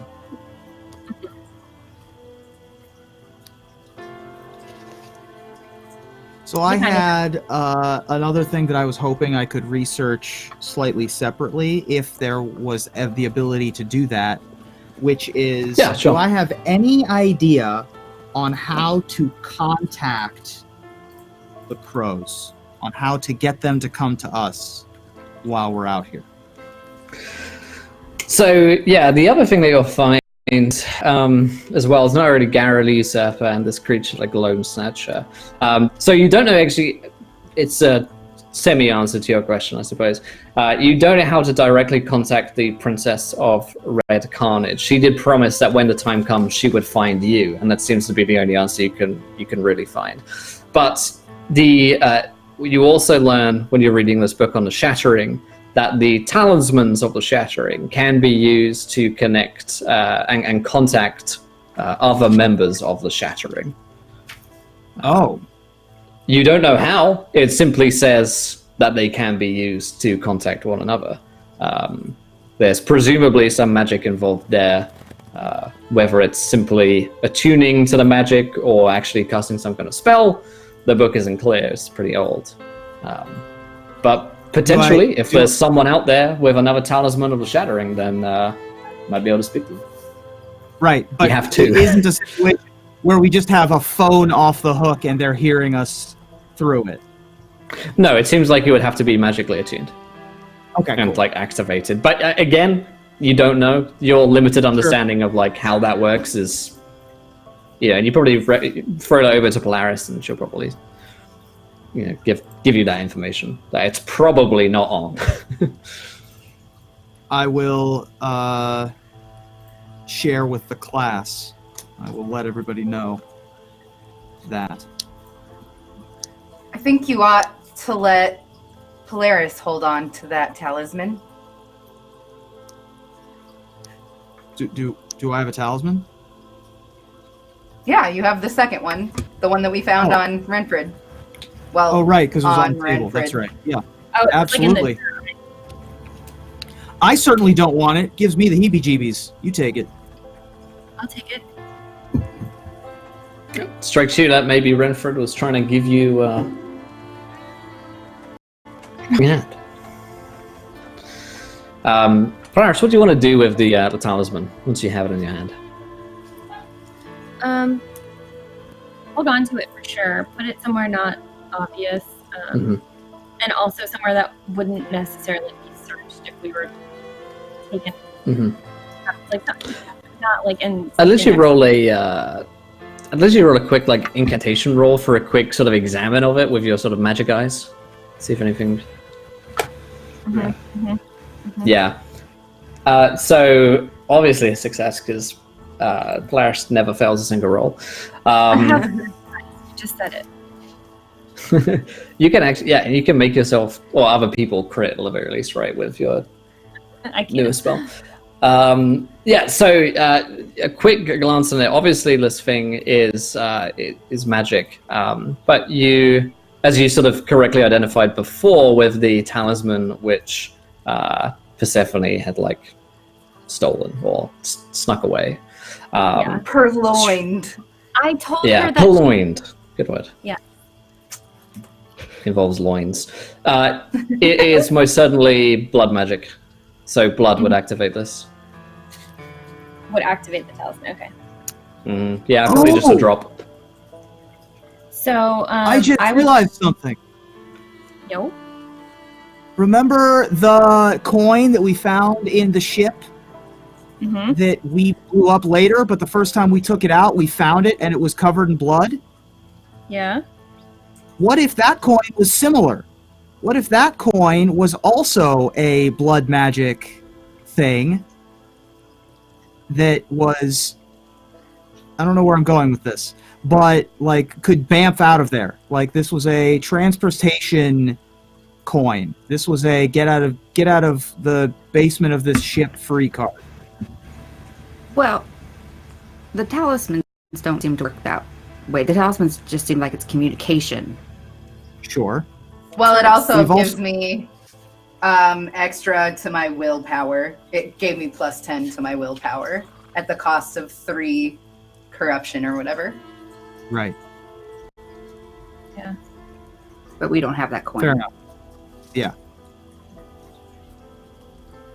guys start picking up more crap. Anything that's lying around, just pick it up. I would like. on the... to- Sorry, go ahead. No. No, I was just going to note that I would have picked up a nice bird cage and some seed on the way. We've put the pigeon Oh, down yeah, in yeah. one of the rooms. Okay. I was gonna now say we're good. Charlie has been here. He's like fed the bird a little bit of seed, and he's just been sort of silently rubbing his temples for most of the time that he's been down here, just struggling to sort of get through reading anything. I knew what this Um, meant. Yeah.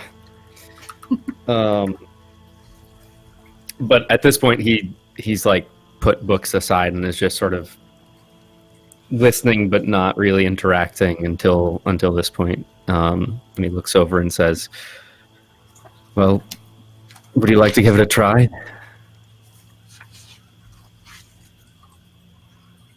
Nope, not right now. Definitely not.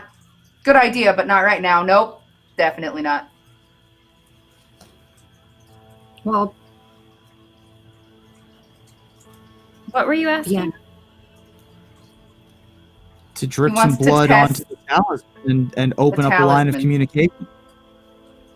Well, maybe in a minute. Or not. You know, we don't have to. We're below. It's a good deck idea, right- just not. I don't feel like it. I feel like I just maybe want to explore this. What? We're like below deck right now, right? So like we don't. We're like in a basement in of the. private. Yeah. If ships had basements, you'd be in it. Whoa. You call Yeah, it. I mean, it's like a below Yeah. decks. It's That's fine. Semantics.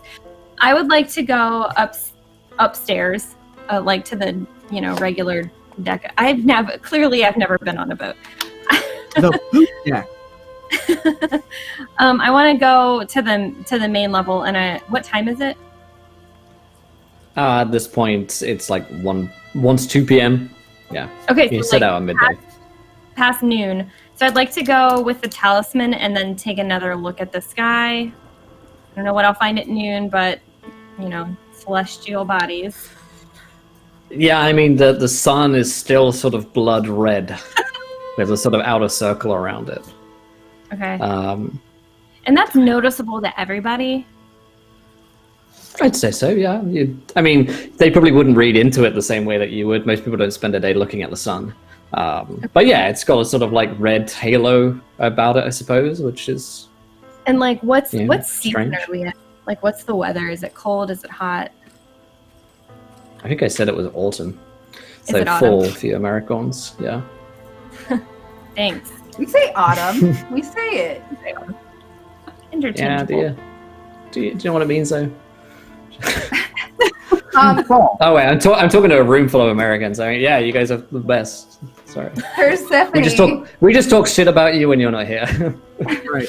Oh, no, all my Over British here. friends talk shit right to Yeah. my face. I'm used to it. But Persephone would go to wherever she's keeping her stuff, and she's been keeping the talisman wrapped around her arm, like under her cloaks. She would free it from her arm and hide it among her things. And then make sure that it was like in somewhere that would be muffled if it were to start making noise. And the talisman that Nick just gave me, is it this? Can you describe it again? Yeah, they're almost identical to one another, those two. They're brass scorpion, remember the animal, on it. It's pretty simple. You know, it's about the size of your fist. You could wear it around your neck. It's kind of heavy. Okay. Looks old. Is it on a chain or something? Yeah. Yours is on a pin. Mine is on a chain. Right. Sure. Mine's on a pin. Perfect. So I think what I would do with it is somewhere. I would pin it like to the inside front of like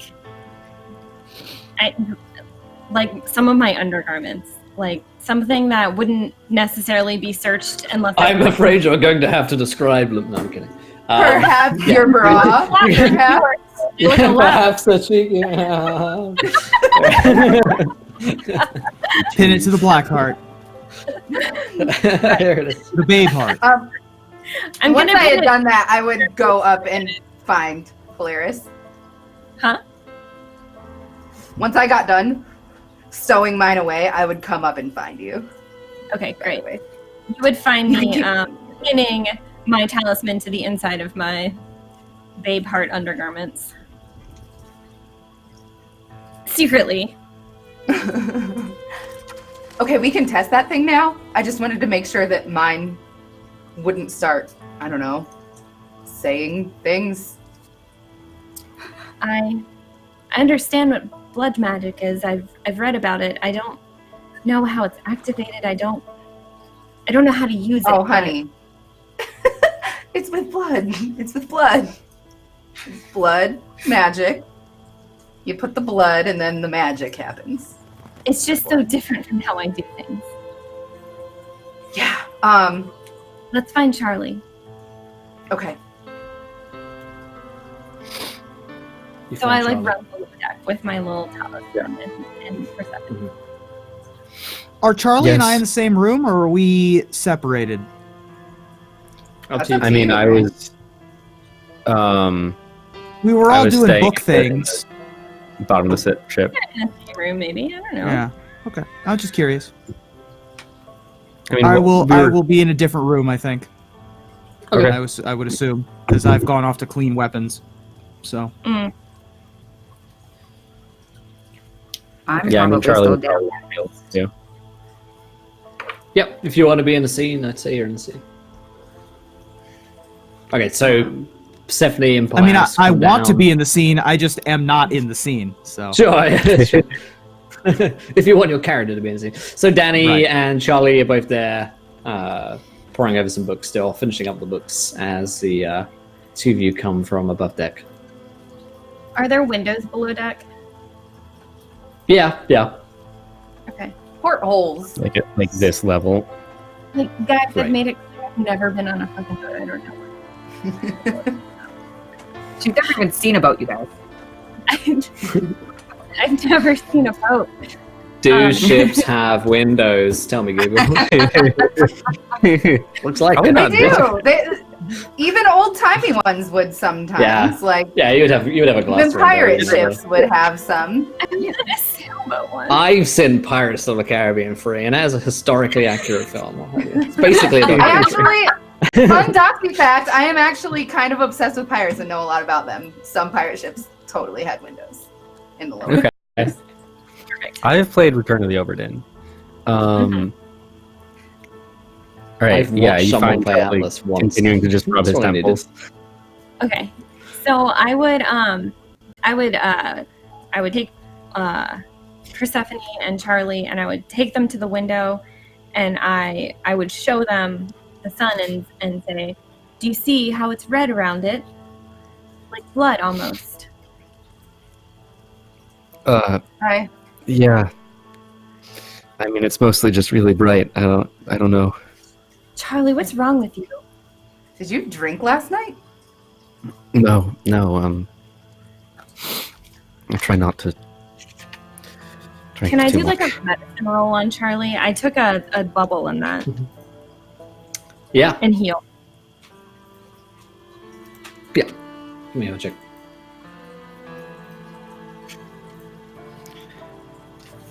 Looks like a Charlie success. seems mostly fine, slightly lightheaded. He's a little wobbly, but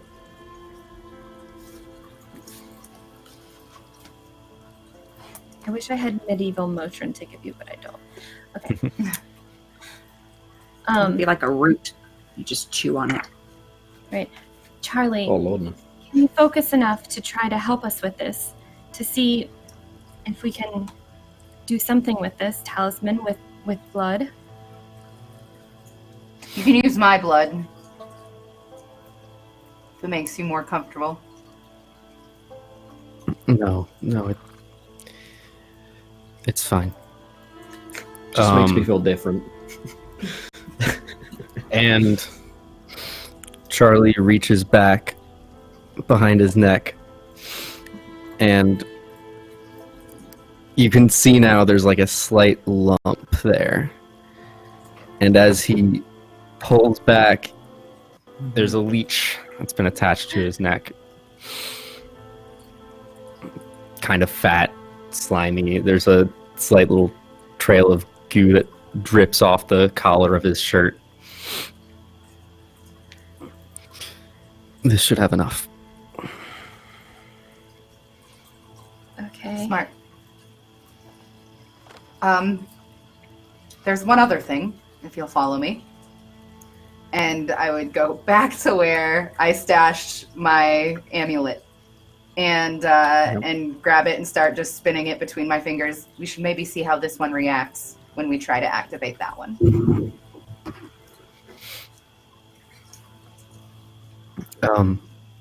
Yeah, not a bad idea.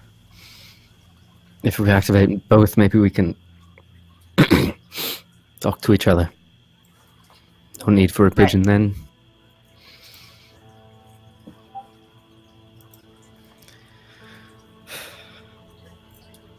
Okay, are you ready? Aye. I'm ready. All right. I'll like reach into my bag and pull out like a metal dish and say, put the talisman there. Both of them? I'd prefer to hold mine, I think. I'll drop mine in the bowl. As long as you're okay with getting your hands a little dirty. I'm okay with that. It's been a dirty few weeks. Are you guys really doing that right now? Should we go get Nick? Oh, we're in a different room now. I took them back to like our cabin. Okay. You might have seen them go off, I guess. It looked like they might have been up to something. We're like having a seance in our sleepover room.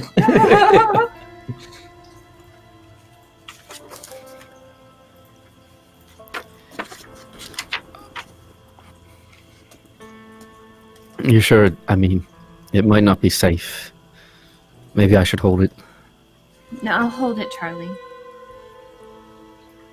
It's my blood anyways. I'm already involved. Well, let's both have a hand under it then.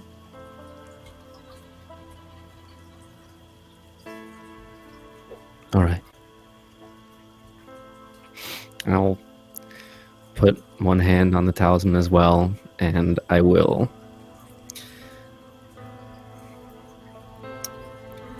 actually I'll take my scalpel and I'll cut along the edge of the leech and then grab the talisman with that hand and slowly just pour the blood down, hands shaking slightly, skin pale, as it drips down onto both of our hands and the talisman.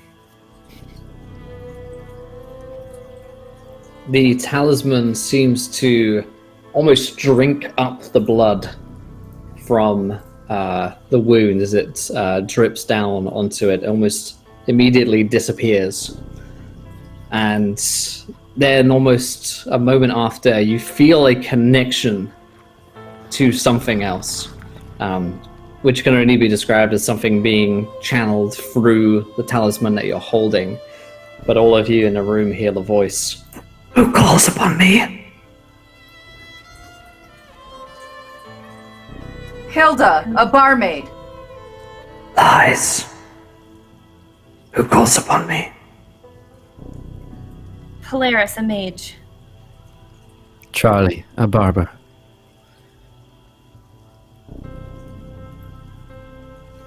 Very well. What do you need? Answers. Truth. What do you know of this plague? Everything. Who are you?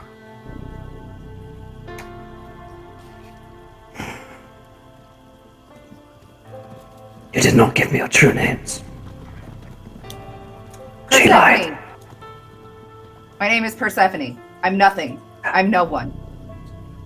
Lies again, but at least a true name. My name is Caro, the usurper.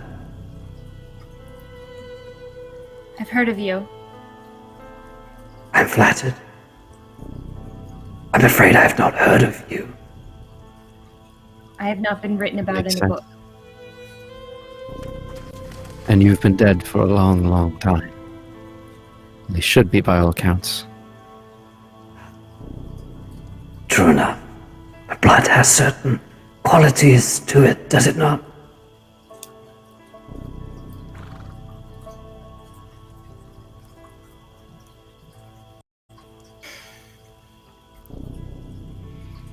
What do you know of these symbols, these talisman? What do you know of them? Everything. How can we use them? You already are. By summoning you. You did not summon me. You called, I answered. I've not been summoned or bound. Like a petty demon. What would you You call stole yourself? this from someone else. This talisman. Does not belong to you. This one. It was a To whom gift. does this talisman belong? Hmm? This was left Whose was it? behind. By whom?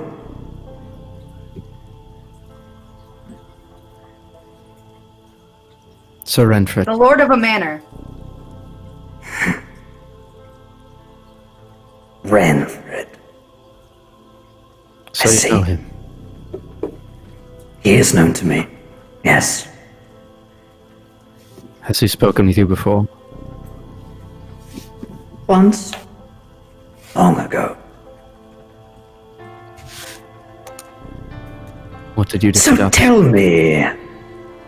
You called upon me. I've asked your names. Given you some information already.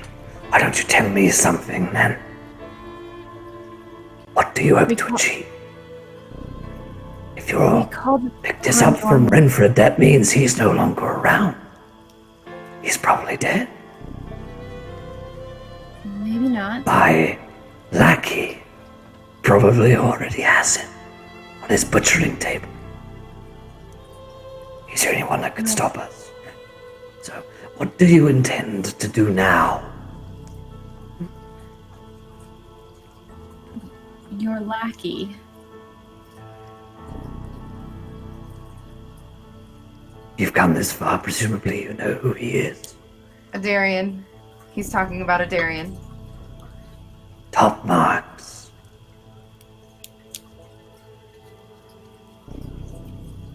We need that man alive. Renfred, Mm. I doubt I can help you there. But if you could, then maybe I could serve you somehow.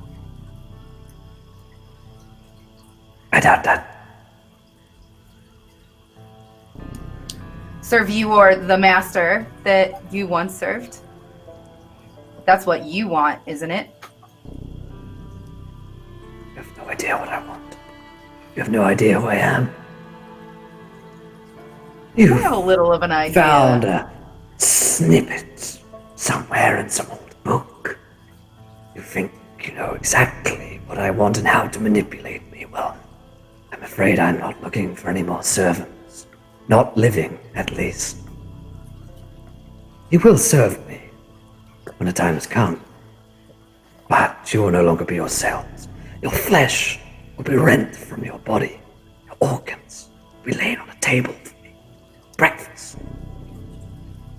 Your innards will become feast. Then you shall serve me.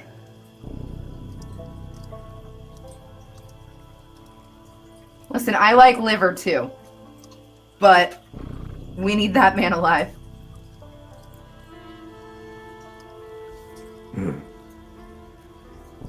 Well, I could try to assist you in this matter. I'm not an unreasonable man. What will it cost me?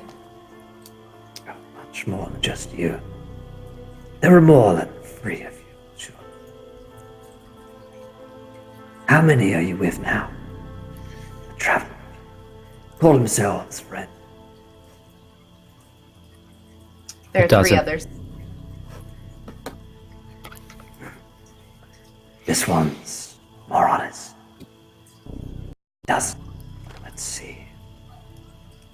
I'm not a greedy person. Give me half a dozen of them, and I will release your Sir Renfred. Done. That was simple. Any particular way you'd like this half dozen served to you? How you can cut their throats for all I care, run them through. Needn't matter, but it will be a sufficient sacrifice and pledge. Kill half a dozen of them for me. Do it now, today, and your Sir Renfred will be freed. This, I swear. See, last time I listened to a promise from a mouth with no body, it didn't go very well for me. You have spoken with a Darian then? I have. Ah, I thought we were going to be friends. I'd like to be friends with you.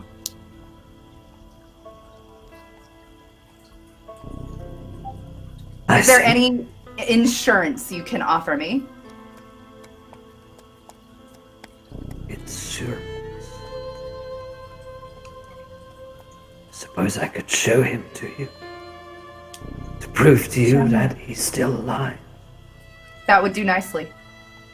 Show it. Close your Sure. eyes. I do. I clamp them shut quickly. As you clamp your eyes shut, for a moment your vision turns to black, and then you see a foggy image of a man who you recognize to be Sir Renfred. He's totally naked, he's laid out on a stone slab. He hasn't yet been touched, but he is chained down, manacled in some dark dungeon by his hands and his ankles. The vision fades away. You open your eyes. See, he is yet to be hard. It seems as though the heartless man may yet have a heart. No, I know this play. By dawn, you'll have your price paid in full. It must be a friend. I care not for those that you care nothing for. They're worthless to me. Prove yourself that you're willing to betray those who you said you would protect. There are many that I have said that I would protect. But That it must be these 6. I don't care. There aren't 6 people I care about. But there are 6 people on this boat that are allies. and you will have their blood by dawn. That's a promise. Very well. Then I shall ensure that none of my friends come knocking. Until the night, that is. Your friends remain alive by then the hounds will come for you. Fair price. Very good. It has been interesting meeting with you, Stephanie, Polaris, Charlie. I'm looking forward to meeting the rest of your friends. Those that survive. Soon enough, Garrow.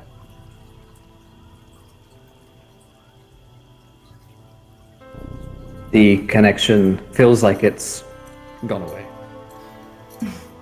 And the I'm gonna do it. hand- I look at them. Yeah. I'm gonna do it. I'm going to kill Alessia and her subordinates. I'm going to kill them. You would die. They sleep. Everyone sleeps, Charlie.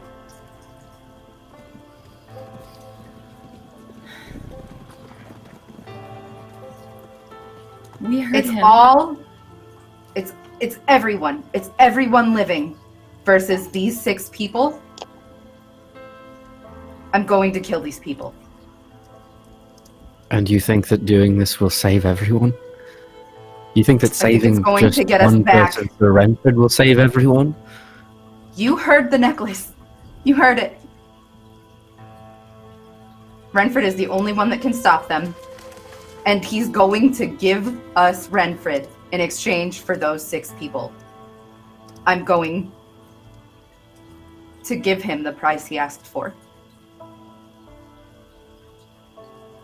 This is not up for debate.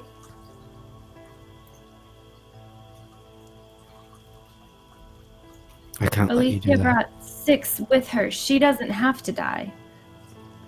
Okay, we'll spare her. She's my favorite one anyway. I need to think about this. Give me a few hours.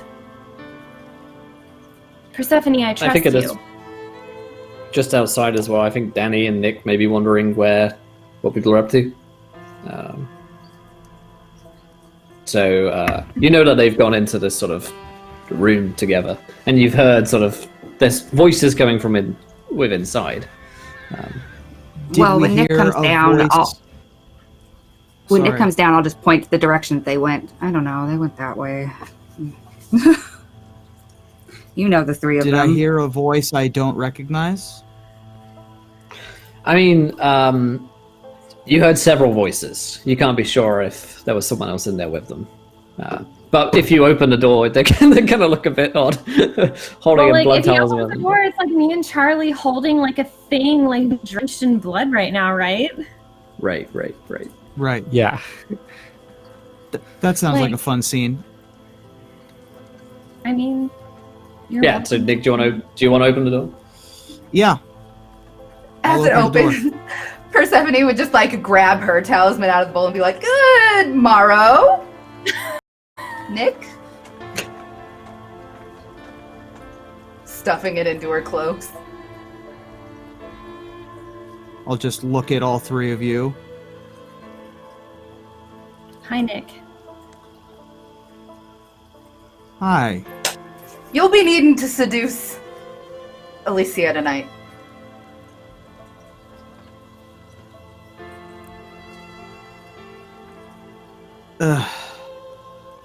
Anyone care to tell me why? No, not yet. It's always my first reaction as well. Look, Will, you're gonna have to seduce someone tonight, and I'm like, ugh, I guess. Yeah.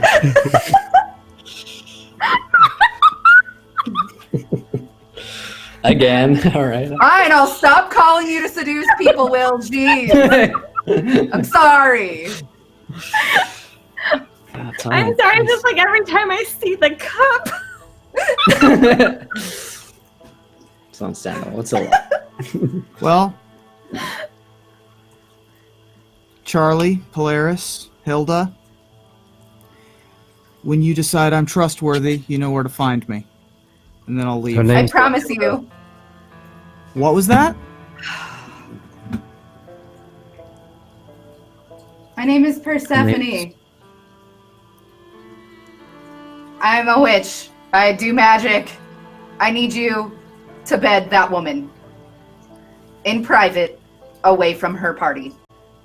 She's Please planning and on thank you. killing everyone aboard. Or 6 people aboard. None of you guys. Nick, that's what she's planning. I need a few hours to think about it, and if you need a few hours too, then I understand. We can fill you in. She has a reason. She's not just on a murder spree, but I really don't. I'm saying give this a while I'm shit. holding like a bloody pin in my hand, by the way. When you decide that we're a team, you let me know. And I'm gonna leave. we are. Nick. I've left.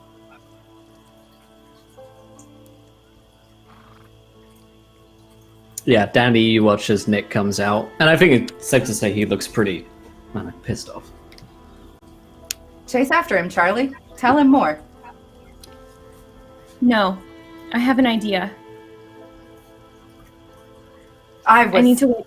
100% I need to wait until the sarcastic. sun goes down, though. But I'll take him.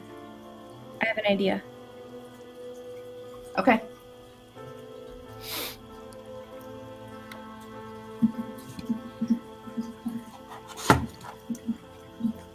Danny, did you want to do anything when Nick came out? No, I'm just gonna watch him go. Yeah, I stormed past. Okay. There was nothing that was going to stop me. I'm Right. going back to my room. Okay. Actually, I'm going to go up to the top side, Deck. Top deck. Yeah. to the deck, and Yeah. I'll just sit. Yeah, a few moments later, probably a minute or two later, you've been sitting down there. Alicia sort of comes over. Something on your mind? Always. But at this time, I don't really want to talk about it. I don't want to either. Just asking. There's something on your mind. You're more likely to get killed if we're in a fight, so just wanted to know. When there's something to tell, I'll let you know.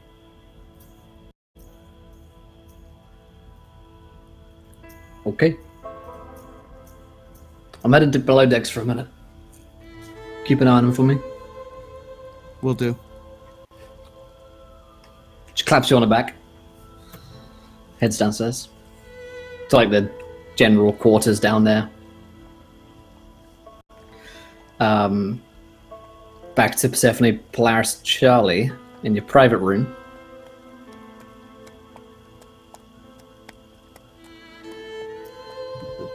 Muted Doxy.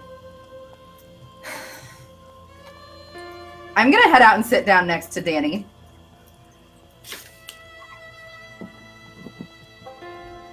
Okay. This is awkward. There are things that you don't know, and they are things that you cannot know. This is for your safety. Nick has a real problem with that, and he might really, really ruin things for us if he doesn't comply. I am doing what I can with the knowledge that I have to protect as many people as possible. I think it's important that you keep your distance from me today, and I think it's important that you don't ask questions. I'm starting to like you, and I'd rather you didn't die.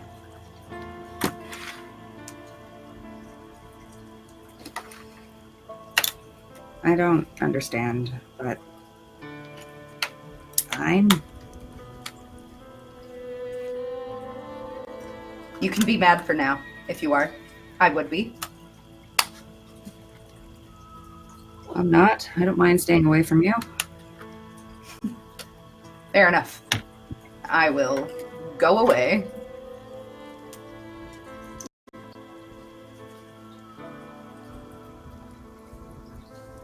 Okay. Who next?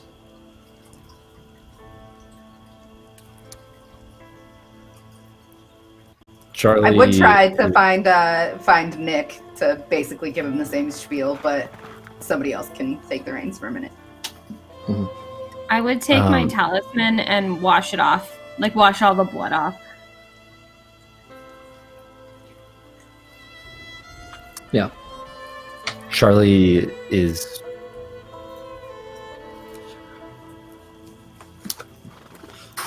lightheaded and confused and sort of struggling to stand. The fact that we're on a boat that's rocking gently isn't helping, and he sort of stumbles out of this room and goes up top to get some fresh air, and he sits down on a bench topside and passes out.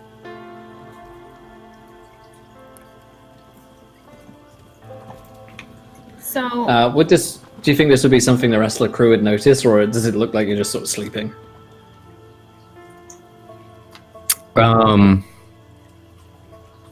It might be a little bit weird. It's not like a good, comfortable sleeping position, but could be just sleeping too.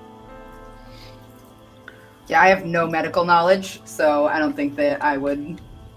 I think I would that just be like, okay, weirdo.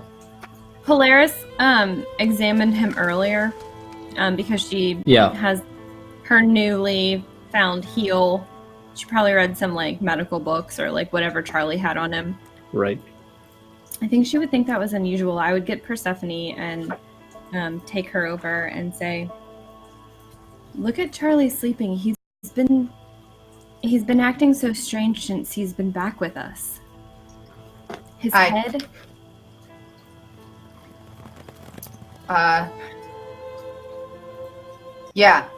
The secret leech kinda didn't sit right with me.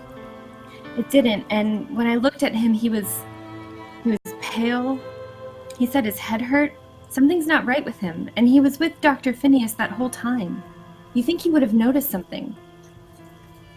You don't think that Dr. Phineas has something to do with it? We already know that Dr. Phineas has no problem altering people's states for his benefit. No, I don't think he has anything to do with it. I'm just saying it's strange he wouldn't notice Charlie acting so different. He doesn't know him as well as we do, but something's wrong with Charlie, and we need to keep an eye on him. Okay. Then let's sit over his unconscious body, make him as comfortable as we can for now, and you can tell me what I need to do instead of killing these people. I don't know what else you should do. I need to wait for the sun to go down, and then I'll see if I agree. Okay. Where's the pigeon? Good question. Charlie, where is the pigeon? Pigeon Where's is Cooper? back below deck wherever we left it, or wherever he left it. Commons area, Alicia's down there at the moment. Yeah.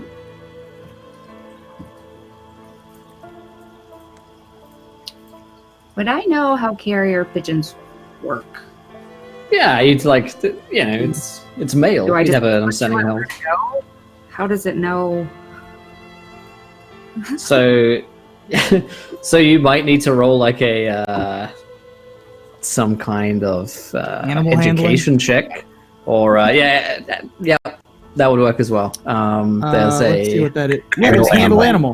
handle animal rather. Yeah, so handle animal or education to like put it in the right direction to.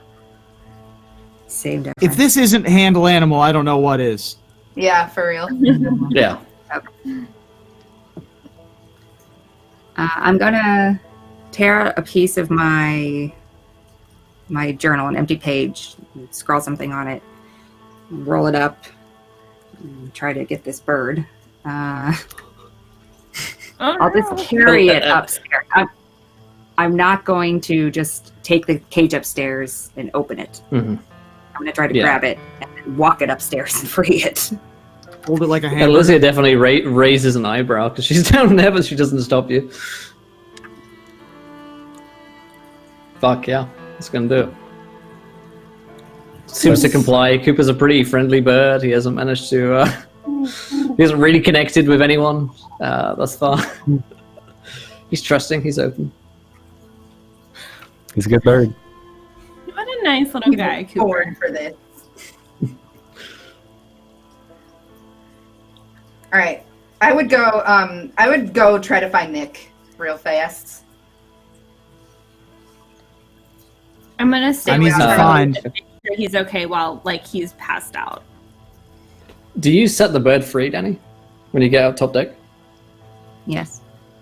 Okay, so you would all take note that Danny has just let the Cooper fly. He has flown the. Flown the coop. Yep. Flown the crow's So, nest. We're on a boat.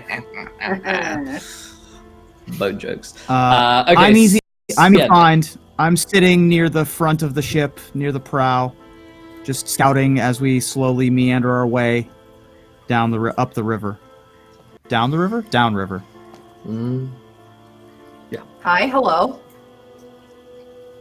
I understand your anger and confusion, but I need you to know that the less that you know, the better. You cannot help besides keeping Elesia safe. I gave you the most pleasant job. There's going to be blood on my hands, no matter what happens. It's better that it's these people and not one of us. And this is going to be a big win for not just us, but for everyone. If I'm caught doing this, and you can't lie your way out of it, it's better that you don't know.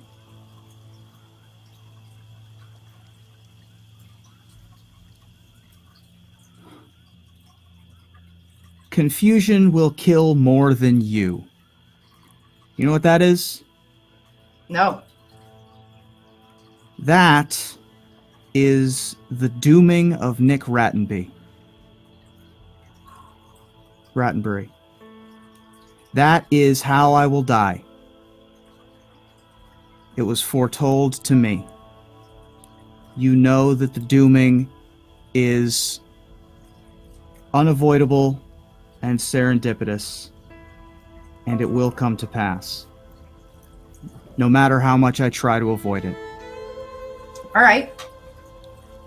Here's what I offer you, Nick. You can ask me questions until you are no longer confused. I will not tell you the whole story. I will maybe lie to you, but we're going to get rid of your confusion right now. No confusion. None. Ask away.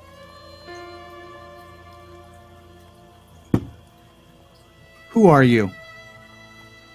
My name is Persephone. I studied to become a mage. My morals didn't quite align with the institution, so I left, and I learned my own brand of magic.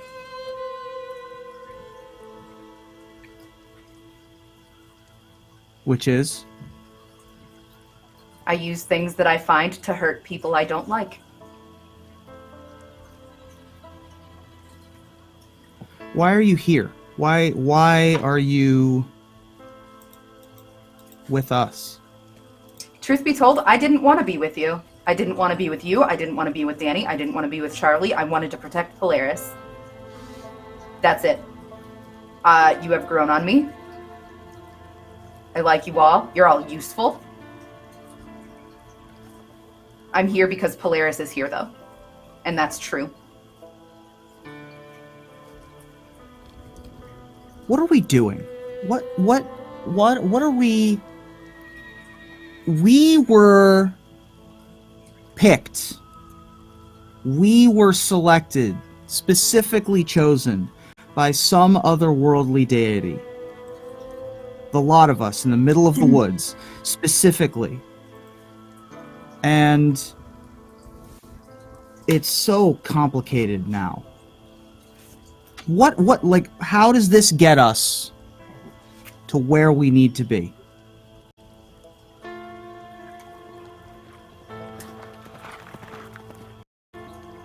I need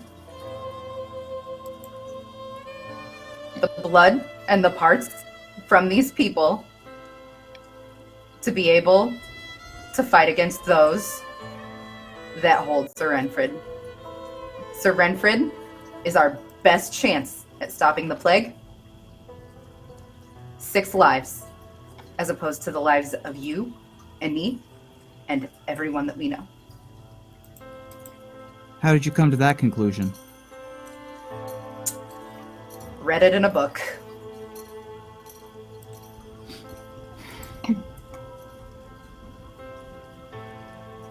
Polaris and Charlie and Danny? No? Danny knows less than you do. Charlie had to know because I needed his expertise, and Polaris knows everything that I ever know.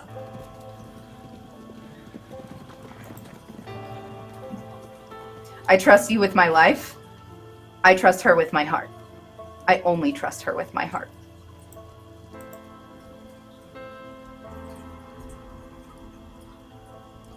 I would prefer to not have to kill these 6 good people who are good You at their don't. jobs. I will do it. I would I prefer don't want you to do didn't it have either. to do it. I would prefer that too. I would. But 6 lives for the rest of the lives is a very low price. It is a bargain, Nick.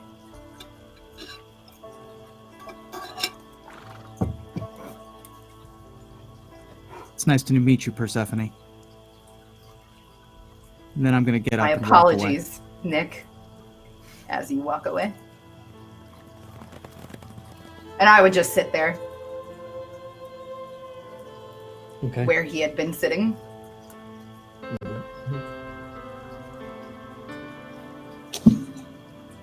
So Polaris, you're waiting for the moon to come up?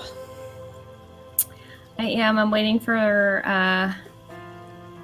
just it to be night. So I know I saw like See a the stars. blood sun all day. I'm trying to see if I can get some correlation. Give me a At folklore. nighttime. Okay. I'd love to.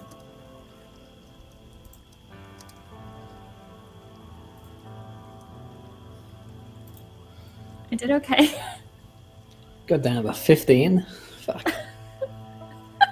you Well, you fucking are a star god. Like, you just fucking know what's going on. So, so the it's a hunter's moon. Read into that what you want. It's a good night for hunting, basically. Like there's like a because it's like a red orange glow to the moon that you see sometimes when you look up and you're like, wait a minute, the moon's fucking orange. That's what you've got there, and it's called that because you meant to be able to hunt well on it because it's got more light, I guess. Good night for hunting. Good night for hunting. But Is who's a there- good night for hunting for? I don't know. Right. So this Are there is any like late crumbs? So it- September. So like Yeah. a good sort of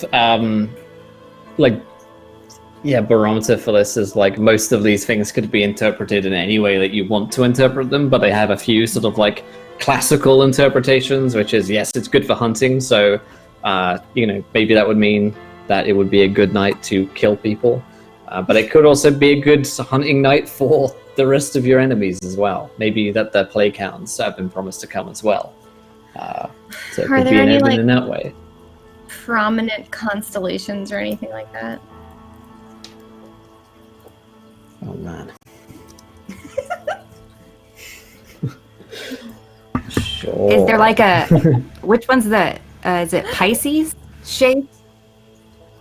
This would be Yeah. well, if there's a if it's the fish, hunter's right. moon, then it's Virgos in the sky. On our cosmology. Sure. No, I think it's I definitely don't know. Pisces. I don't know if that I think means it's anything, but Definitely I don't- fish shaped. I don't Pisces understand fish. things that aren't real, so you know. Ooh, controversial. Is it? I've had to work really hard at Googling star signs on the fly, Will. So. Yeah, I mean, let's say that it's a cloudy night. Yeah. There's nothing which is particularly prominent out there tonight. You've got the hunter's moon. Interpret it as you will. It's late September and there's a hunter's moon. Yeah. So it's not like, I mean, fuck, I'm not a hunter. So it's not like a classic like hunting season as far as like humans hunting like animals. Sure. Yeah. It's unusual. It's unusual. Okay, I'll take that. Sure. All right. Does an unusual hunter's moon mean the execution of 6 innocents? To Polaris? I don't know. Maybe. Does it still seem foreboding? I mean, it's Penumbra. Most things are fairly foreboding. Hunter's Moon isn't like, oh, fuck, great. Yeah, let's go and fucking murder people. It could be seen as a good sign for hunters, you know? Mm-hmm. But again, you know, you're living in the medieval times and you're looking at a moon, and while there is magic in a world, you know, the correlation between stars and reality is one which is steeped in vagaries and mysticism. Mm-hmm. So, and you're pretty good at it as well, and like, you know, you're probably one of the best people in the world at reading these star signs. Okay. And even you are a little bit confused. Yeah, for sure. Okay. So it's usually best to have a conclusion and then interpret your conclusion from whatever you see. Sure. So, oh, it's a good fucking omen. And then that's how science works. Which this is totally science. Yes. I would take my brand new notebook and my quill, my very expensive notebook, and I would copy down like the way that the sky looks with the moon. And I mean, I don't have colors, but I would try to make it look, and then I would write some notes about it being a hunter's moon and what I also saw earlier in the day, throughout the day. And then I would go and I would look it over, maybe try to think about things that I've seen about hunter's moon in like textbooks when I was studying, and try to maybe think about it a minute, because it's not like fully nighttime yet, right? It's like the sun is just set. Yeah. Okay, Polaris is trying to like see if she's okay with murdering like 6 innocent people. She's gonna need. I mean, really looking through your star charts, you can find any interpretation that you want to go with. That's the difficult thing of these. There are tribes of people who think that it's best to spill blood on a hunter's moon night, and it's a sign to go ahead and spill blood.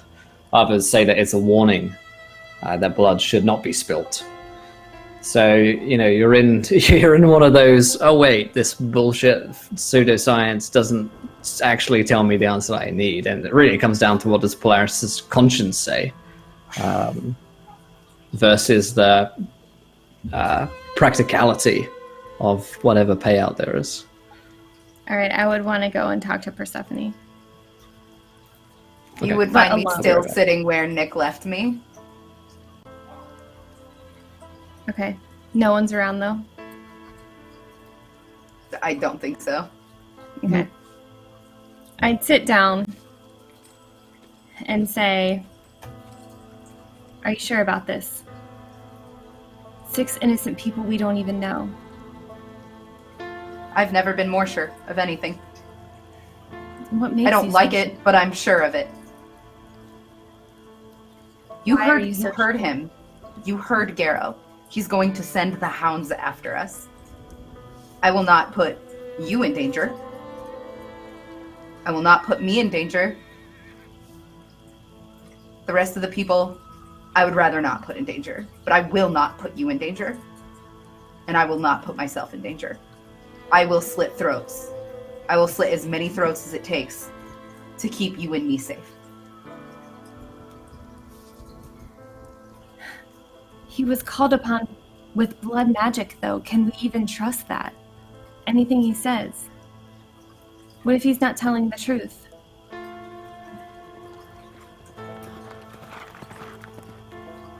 What else? What else do we have right now? Not a lot.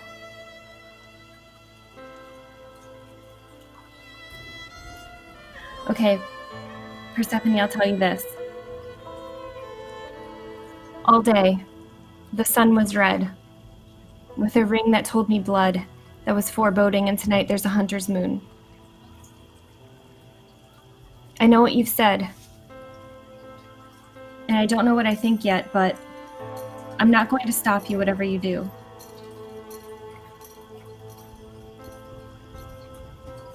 I don't know what's right, but I think that you do. And I trust you. I think I do too. The only person that I trust more than you is me. And I trust you, and I'm not going to help you. I don't want you But to. I'll keep everyone away.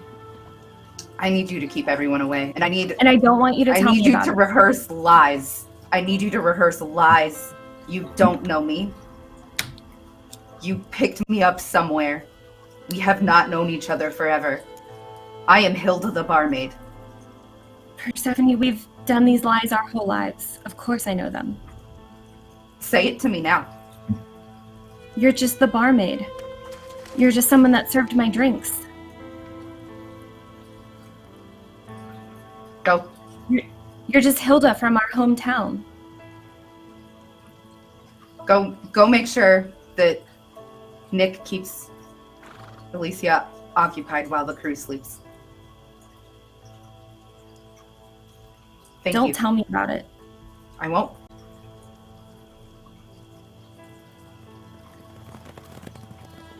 I guess I'll see you in the morning. You will. One way or another.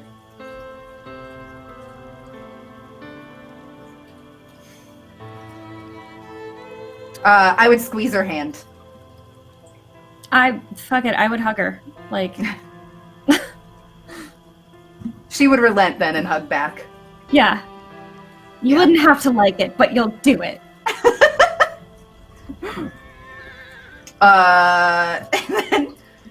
And then I would sit and wait for the crew to go to sleep. I am going to go and... Shit. I'm gonna go and check on everybody, see what Charlie's doing, see what everyone's doing, try to organize them into one place, not say anything. Okay. Alicia, as it gets later, she has half of them sleep and then half of them take watch, Persephone. So you have a problem in that you can't murder all of them at the same time. And that seems to be how she likes it. Also, the other problem is Alicia, who you don't need to kill, but judging from the way she's reacted before, you're going to have a problem on your hands in Alicia if you do murder the rest of them. I'm ready for that. Yeah, you suspect that she would rather die than let this happen. And you've been around this woman for you've met her like 3 times, but you definitely get the idea that she would happily murder you for. I'm ready for that. wanting to I'm ready for killing it. out soldiers. So yeah, just so you're on a level with that. So 3 of them go to bed and sleep in their bunks. It's like the quarter room downstairs. So they're just sleeping in the sort of hammocks, I suppose, all in the same room. And there's also where like the table is where you've been reading over books and stuff. It's kind of dark in that room. There's a lamp on that you could turn off. Also, Alicia does patrol up and down sometimes, so you're not totally certain that she won't, or one of the other crew might slip in on you. Lucky for me, I am a stealth boy. So I am going to slip in and turn off. Well, I'm going to wait until I'm certain that they're. So yeah, so I suppose it's worth seeing where Nick, Charlie, Danny, and Polaris end up. So Polaris, you should have come downstairs to the main room where the 3 soldiers are sleeping and where Nick, Charlie, and Danny are sort of at the moment. Can I go backwards in time for like 4 seconds and say that I did something? Sure, yeah. Can I say that I cast my petty magic spell on her that's going to let her, like, auto succeed her next check? Sure, yeah, you could have during the hug, you could have Yeah, that's what I was thinking. blessed her, basically. That's cool. So they have this moment, and then Polaris agrees to go downstairs to try and get the others away from the matter in one way or another. So you find them. Oh, and Charlie's like knocked out upstairs. So I guess he's no problem. Yeah, I mean, by this time of night, I imagine he's probably roused. He's probably back up on his feet. Yeah. Okay, so let's say then Nick, Danny, Charlie, you're downstairs. Polaris comes to you, and Polaris, take it away. Charlie, are you feeling better? A bit. Would you like some water? Yes, that'd be good, thank you. Where's Persephone? She's above deck. I don't know what she's doing. Are you sure you don't know, or do you just not want to? I haven't spoken to her for some time now. I'm avoiding her, to be honest. I think you should too. I would put my wrist on his head to see if he has a fever. No fever. Mothering him. Yeah, no fever. I'm fine. Don't worry about me. It's weren't fine It earlier, happens though. sometimes. What happens? Just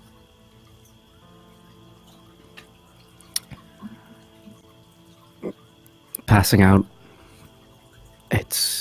It comes with the territory, I suppose. That's not Can't something keep on the blood.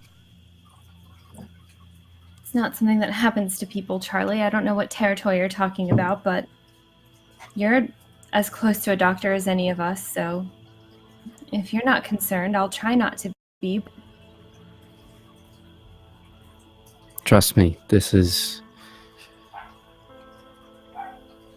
it's healthy. Is it? You had a leech on your neck, Charlie. We haven't seen Medicine you of for a days kind? now. Don't worry. I was with Dr. Phineas. He's a doctor as well. If he had seen anything wrong, he would have been treated then. I'm fine. I understand, but I will worry, and you can't stop that. I suppose not. I think that you should keep resting. You look tired. I will. What can I get for you? I don't know. Do your Bit of leeches bread. need baths or cared for? No, the leeches. No, they. All they need is a bit of blood. That's it. Okay. I'll get you something to eat and some water, a lot of water. I want you to make sure that you eat all of it.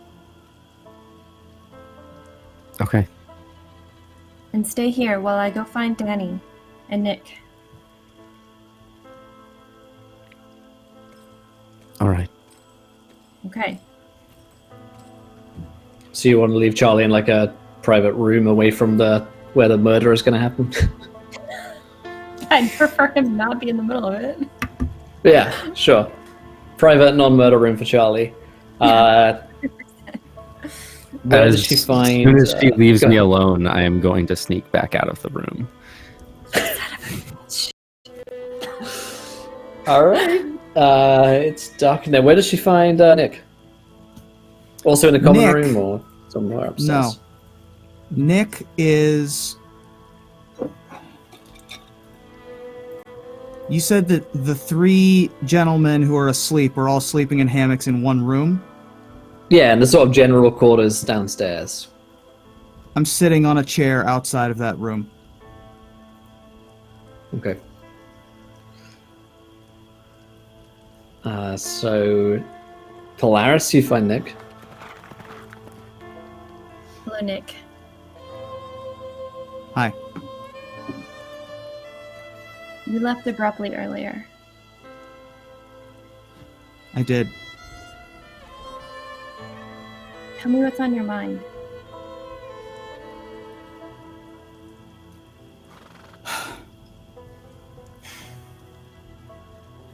I thought we had something going on. I thought we, the group of us, had something figured out. You know, through all of the confusion and all of the fervor, we had a path forward with getting Alicia to get these people together to go scout, get information, bring that information back to town, use that information to bring the right kind of forces to beat evil with the good guys, and then we win. And then suddenly there was something else that was happening. And there's always something else that's happening. And you know, everyone has their secrets. Everybody wears masks. I get it. I just would have liked for us to, you know,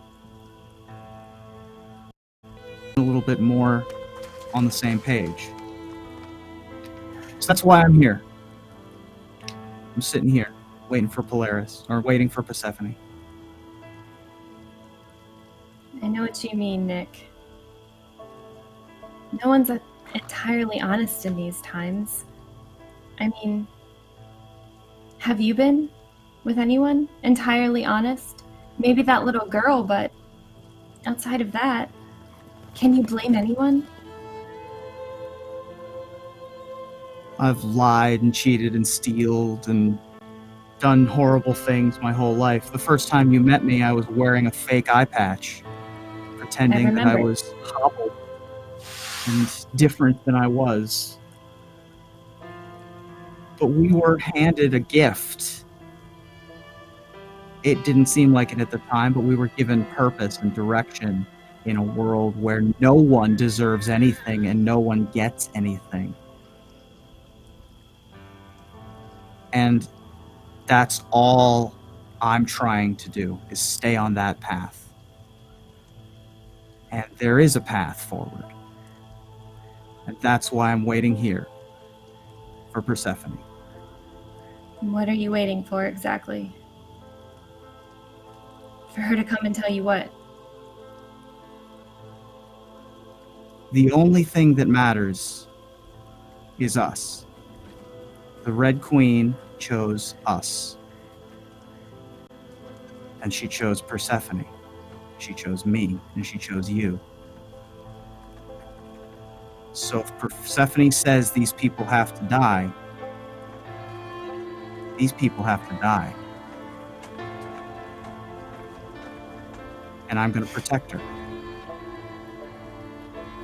And that's why I'm waiting here for Persephone. Can you look out I'm the not window? happy about it. I'll look out the window. Do you see the moon tonight? Yeah. Do you see how it's red? It was hazy all day. It's called a hunter's moon. Do you know what that means? Have you heard No. that lore? Do you know any stories about that? I know that since it's full, it's better lighting. For That's hunting. about it. Yeah. It lights your way. It lights the way, and in your heart, do you know what the way is? Do you know what's right here?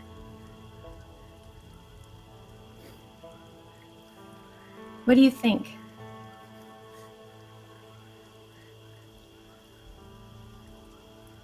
I think that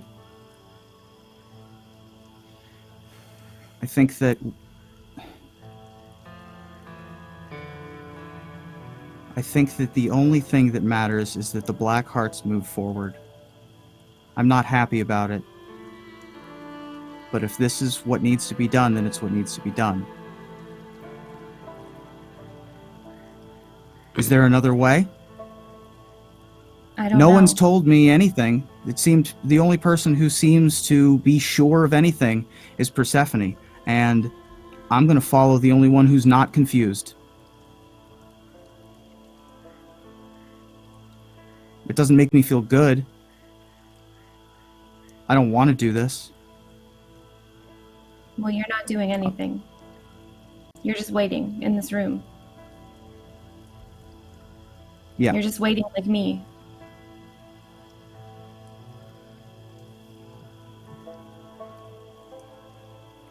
Yeah. Nothing feels good. I would give Nick a hug. I'm just slack-armed, still bleary-eyed. I'm not doing anything. I don't know what I'm trying to convince you to do, so just take my hug. What are Have we you seen doing? Danny? What am I doing? No, what are we doing? What are we doing? Is this the way forward? Do you agree with Persephone that this is what we should be doing? Persephone's one of the only people I've ever trusted. I've just met you all, and I've known her my whole life. We might have taken very different paths, but I've always known her, and she's been the one consistent thing for me. I have to trust her. I don't have anyone else to trust right now. Everyone else is gone. I appreciate you can her. trust.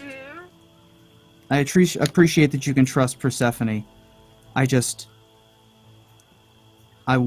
don't know about the judgment of whatever it is that she read in that book that told her to kill 6 people. I just know that what Persephone told me and what I saw in the sky, they both said bloodshed, and I'm only here to try to understand, and I don't have a better story to follow. I'm doing the best I can. We all are. Then I'm going to keep waiting here. Because Persephone's going to have to do a lot of work, and people might have to try to stop her.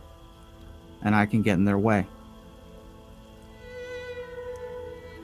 You do that.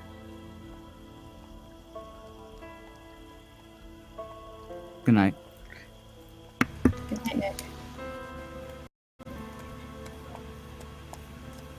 Do you want to try and find Danny? Mm-hmm. Okay. Sure. I'm probably... Is it just like one big area below deck? Or But there are private rooms as well. So if you guys want to take a room, Danny can definitely have found one. Yeah, I'm in a room then. There's a lantern on and I'm just writing in my journal. I'd like knock on the side of the door. I wouldn't barge in or anything. When? Hello. What are you Hi. writing? Another limerick. About what this time? Secrets and lies in private councils. Haven't heard that one. It's a new one. Seems relevant. How are you feeling? Charlie seems sick. I don't know if he's contagious. I feel alright, but I figured I would check on you. I'm fine. Can't That's keep good. it all down. Yeah. I guess being on a boat might make that happen.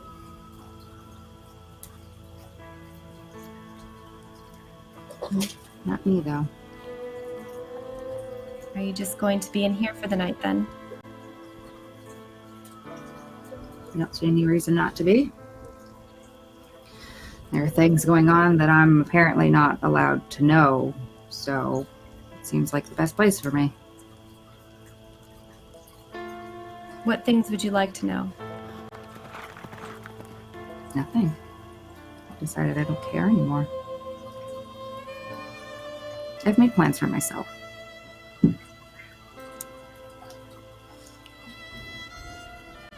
you have any advice on how to not care anymore?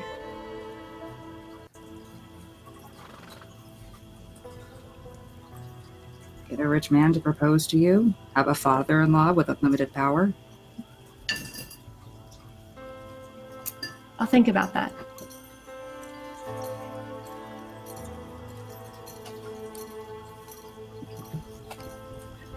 All right. Danny, I'll leave you to your limericks. I love them, and they're beautiful, and I'm glad that you write them. Good night, Polaris. I would I'd silently back out and also try to like silently shut the door, but like not in like a sneaky way, but like a good night, I'm shutting your door. Okay. And so, Persephone, what are you doing? I'm waiting in the shadows outside the door of the crew quarters. Do they each have private rooms, or are they all bunking together, or? They sleep in the bunk room, yeah. You guys have been allowed Okay. the private rooms. Okay. Which is the room. I'm sitting outside of that room, remember? Right. All right. Oh, you can probably see me then if you know that I'm there. I'm not But looking, I'm like- so if you're being quiet, then I might not. Yeah, I'm being quiet. I'm like trying to blend into the shadows because I know that Alicia. Alicia. Okay. I know that she patrols, so I'm listening to hear when the breathing gets steady. Okay. Yeah, it sounds like there are people snoring in there. All right. I will take a little bit of my animal fat. I'll rub it on the hinges so the door does not creak. So Nick's outside the door, right, Nick? Not inside. Yeah. So you turn a corner. You're like Yeah. listening in on the wall, and you turn a corner, and Nick's there in like the And shadow. I don't move. I'm just sitting there in the chair, and I'm just watching her put grease on the hinges. I look back to him and I say, if this goes horribly wrong, I need you to look after Mash and Polaris. And that's trust, Nick. I trust you to do that. Are you 100% sure that this is the path forward? Nick, I have never been more sure of anything in my life.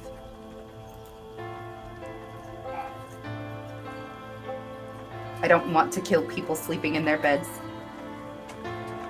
I have to kill people sleeping in their beds. Life is pain and death.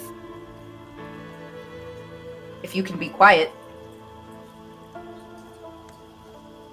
you're invited to join me. No? I'm gonna make All sure. right. I'm And she gonna pushes- make sure no one else walks in the door. Appreciate it. And she's gonna push the door open quietly. Is that stealth check, Charlie? Yeah. So you spot Charlie lurking in a corner somewhere Of that does? room. of that room. The three other guards are asleep.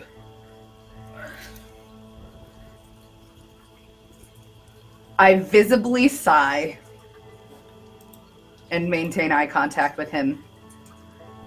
And I'm turning my stiletto around in my fingers, just waiting for him to say or do anything.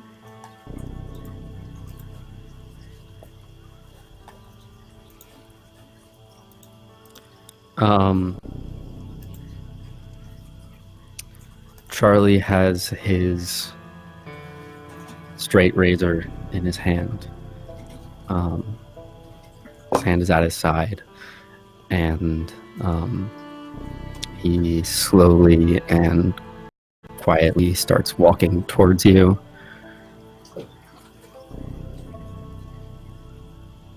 Do you react?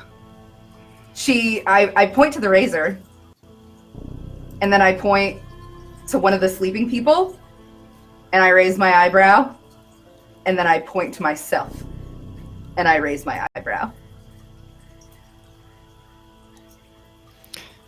He takes one more step forward and starts to raise the blade, and he puts it against his own throat. Oh!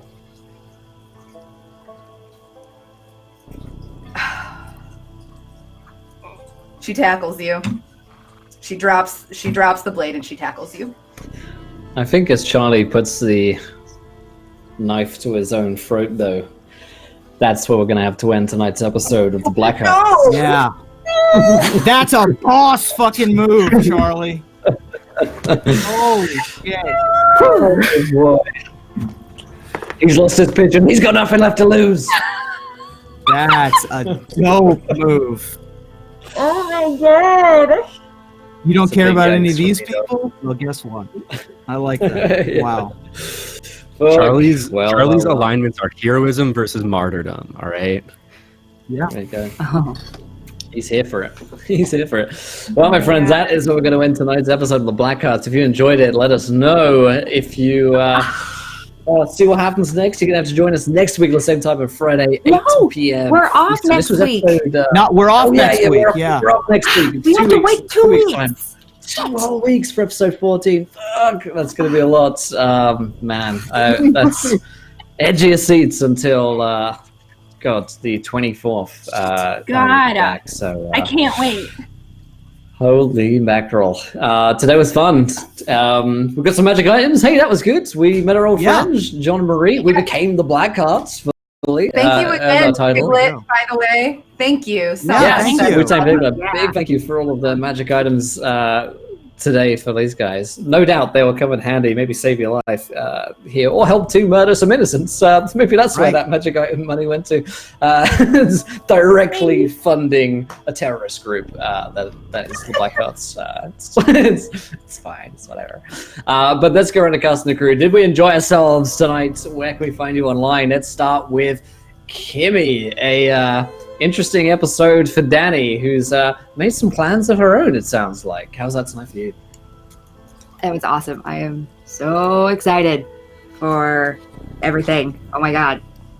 I don't know in 2 weeks. That was, amazing. So I was playing Danny. I'm Kimmy. You can find me on Twitter at MissKimmyD85. And like I've said the last several weeks, I am not all that active on Twitter anymore, so if you want to follow someone a little more interesting, you can follow my fiance, Alex Neat. So he's at AlexNIEDT. He's doing some amazing musicking things, and he would appreciate the follow. Fantastic. Great stuff. And Doxy, how's that tonight for you? And Persephone, everyone knows your name! Yeah. That only took 13 weeks. I just want to say, that's the reason she keeps secrets, because every time she tells somebody something that's supposed to be a secret, it gets told. Just say it. All right, anyway. That was really fun. I am so upset that we're already over time, because if we weren't, I'd be like, let's go overtime. Anyway. I'm ready to play till 3 a.m., but I understand other people aren't. I'm Zero Doxy. I have a quack button and a fart gun. If you'd like to see the in action some more, you can click my name and hit follow.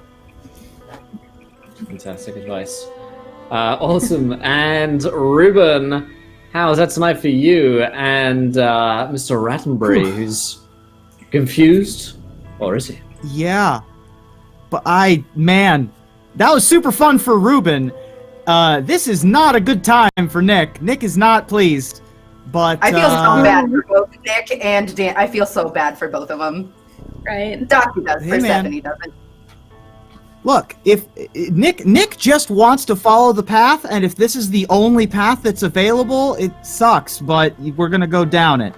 So, Nick needs the Blackhearts to survive to complete their purpose, and for Nick to continue having purpose, regardless of whether that means that they become murder hobos or not. And so, yeah, that's a tough moral quandary for Nick, but he made his choice. He's a bit apoplectic about it, but that's where we're at. Hi, everybody. I'm Mox Ruby. You can follow me everywhere at MoxReuby. You can catch me on Wednesday nights for Magic Mics. That's MAGICMICS for the week that was in Magic the Gathering. And we do a weekly talk show every week. And, of course, you can also catch me as the Dungeon Master of Ravnica, the Broken Pact, the Guildmaster's Guide to Ravnica show on the D&D Twitch network. We will be on The Descent next weekend, Saturday morning at 9 a.m., kicking off the show at twitch.tv/D&D Live 4. And we're going to be doing a live show there. I keep forgetting to shout that I'm also doing that on that same channel on that day. Same day. Doxing Same time. on the same place. It's going to be on the same stage that I'm on a couple hours later. So that's pretty cool. There you go. Awesome. Fantastic. Let's see. Lydia, how was that tonight for you? And does Lamoon tell me I should kill someone on Polaris? All I'm saying is if the moon tells you that, I'm going to trust you and I'm going to stay out of it. And I'm just going to keep everyone out of your way, and then I'm going to keep your secret. That's good advice. If your best friend tells you, listen, Lamoon has told me, 6 people, I got to fucking ice them. You fucking back away. You do you. Not getting involved. I got your back. I'm not going to help you, but I will make sure that you. Yes. I got your back. Polaris is your best murder friend. For sure. Yeah, Thank you for letting me murder. You're absolutely welcome. I feel like Lydia feels a little bad about that because I certainly wouldn't want my best friend to murder 6 innocent people, but also I don't have a plague-ridden city around me, so what do I know? Polaris definitely would let that happen, especially with all that's been going on. Well, I come from Essex, which is basically the equivalent of a plague-ridden city. Yeah, I've got some real bad cognitive dissonance going on right now. I'm going to have to settle tonight before I go to bed. But this was great, Will.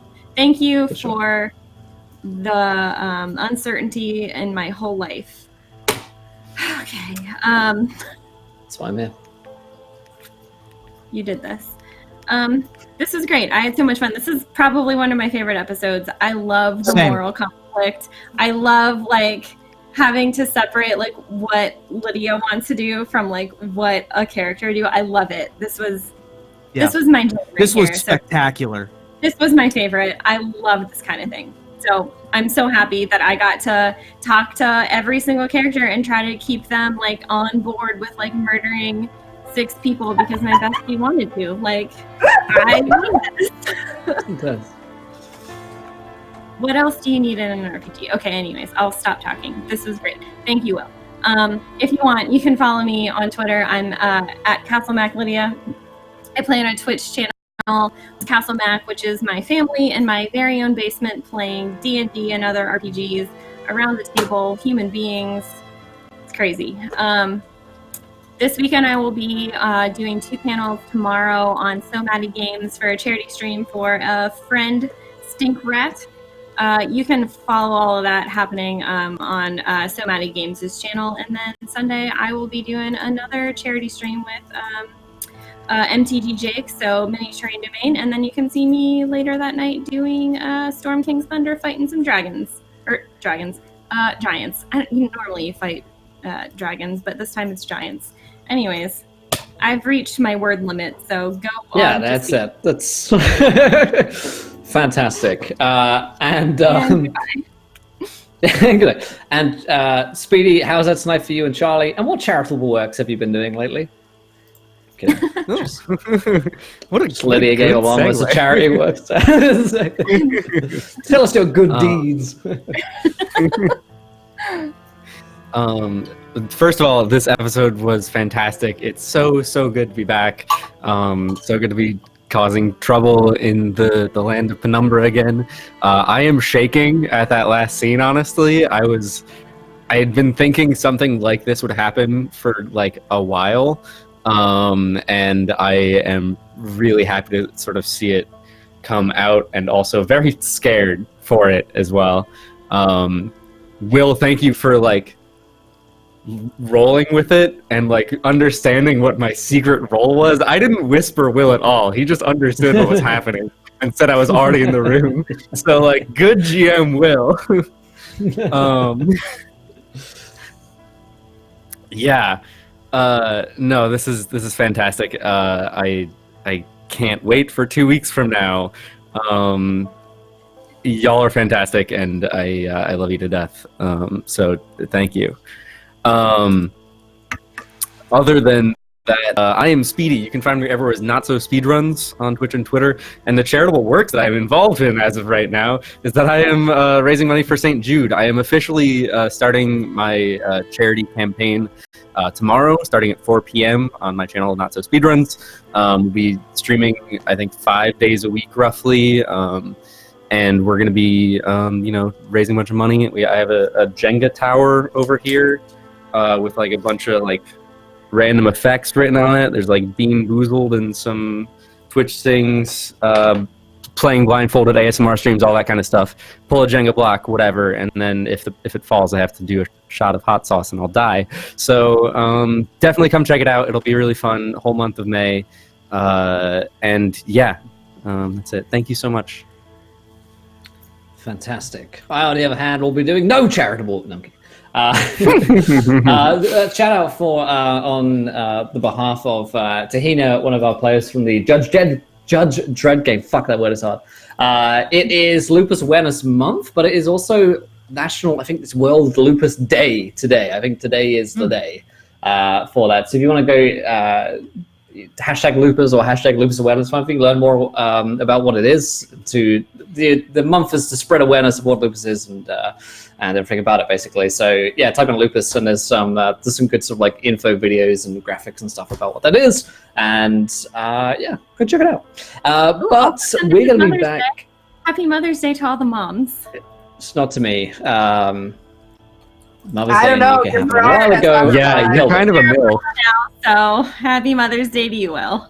That's true. Yeah, I should just prove my motherhood by revealing my boob. But yeah, happy Mother's Day to those in America, I guess. We celebrated that one ages ago, so we kind of beat you to it. Not saying that we're better, but read into how you will. I'm kidding. Americans are good. Sorry? Isn't the UK one in November? No. UK Mother Day? In the Mother's UK. Day? Was March in 22nd. Yeah. Yeah. Did you just Google it right now? You didn't even know. No, like didn't. all of my close friends are British. Mm. No, I googled it. I didn't. Y'all can celebrate. I am You can celebrate. definitely the worst. Definitely the worst chance she has. Yep. Awesome. Monday celebrates me and Lydia. So we'll see you guys in 2 weeks' time. Oh my God, no! It's gonna be so long until we find out what happens. But I'm excited for it. We'll see you guys on the 24th of Blackhearts, and tomorrow we've got a bunch of Ghost and Saltmarsh campaigns happening here on the channel. So join us for that. But until next time, try not to roll too many nat ones. Won't be the laughing when you do. Good night, everybody. Bye.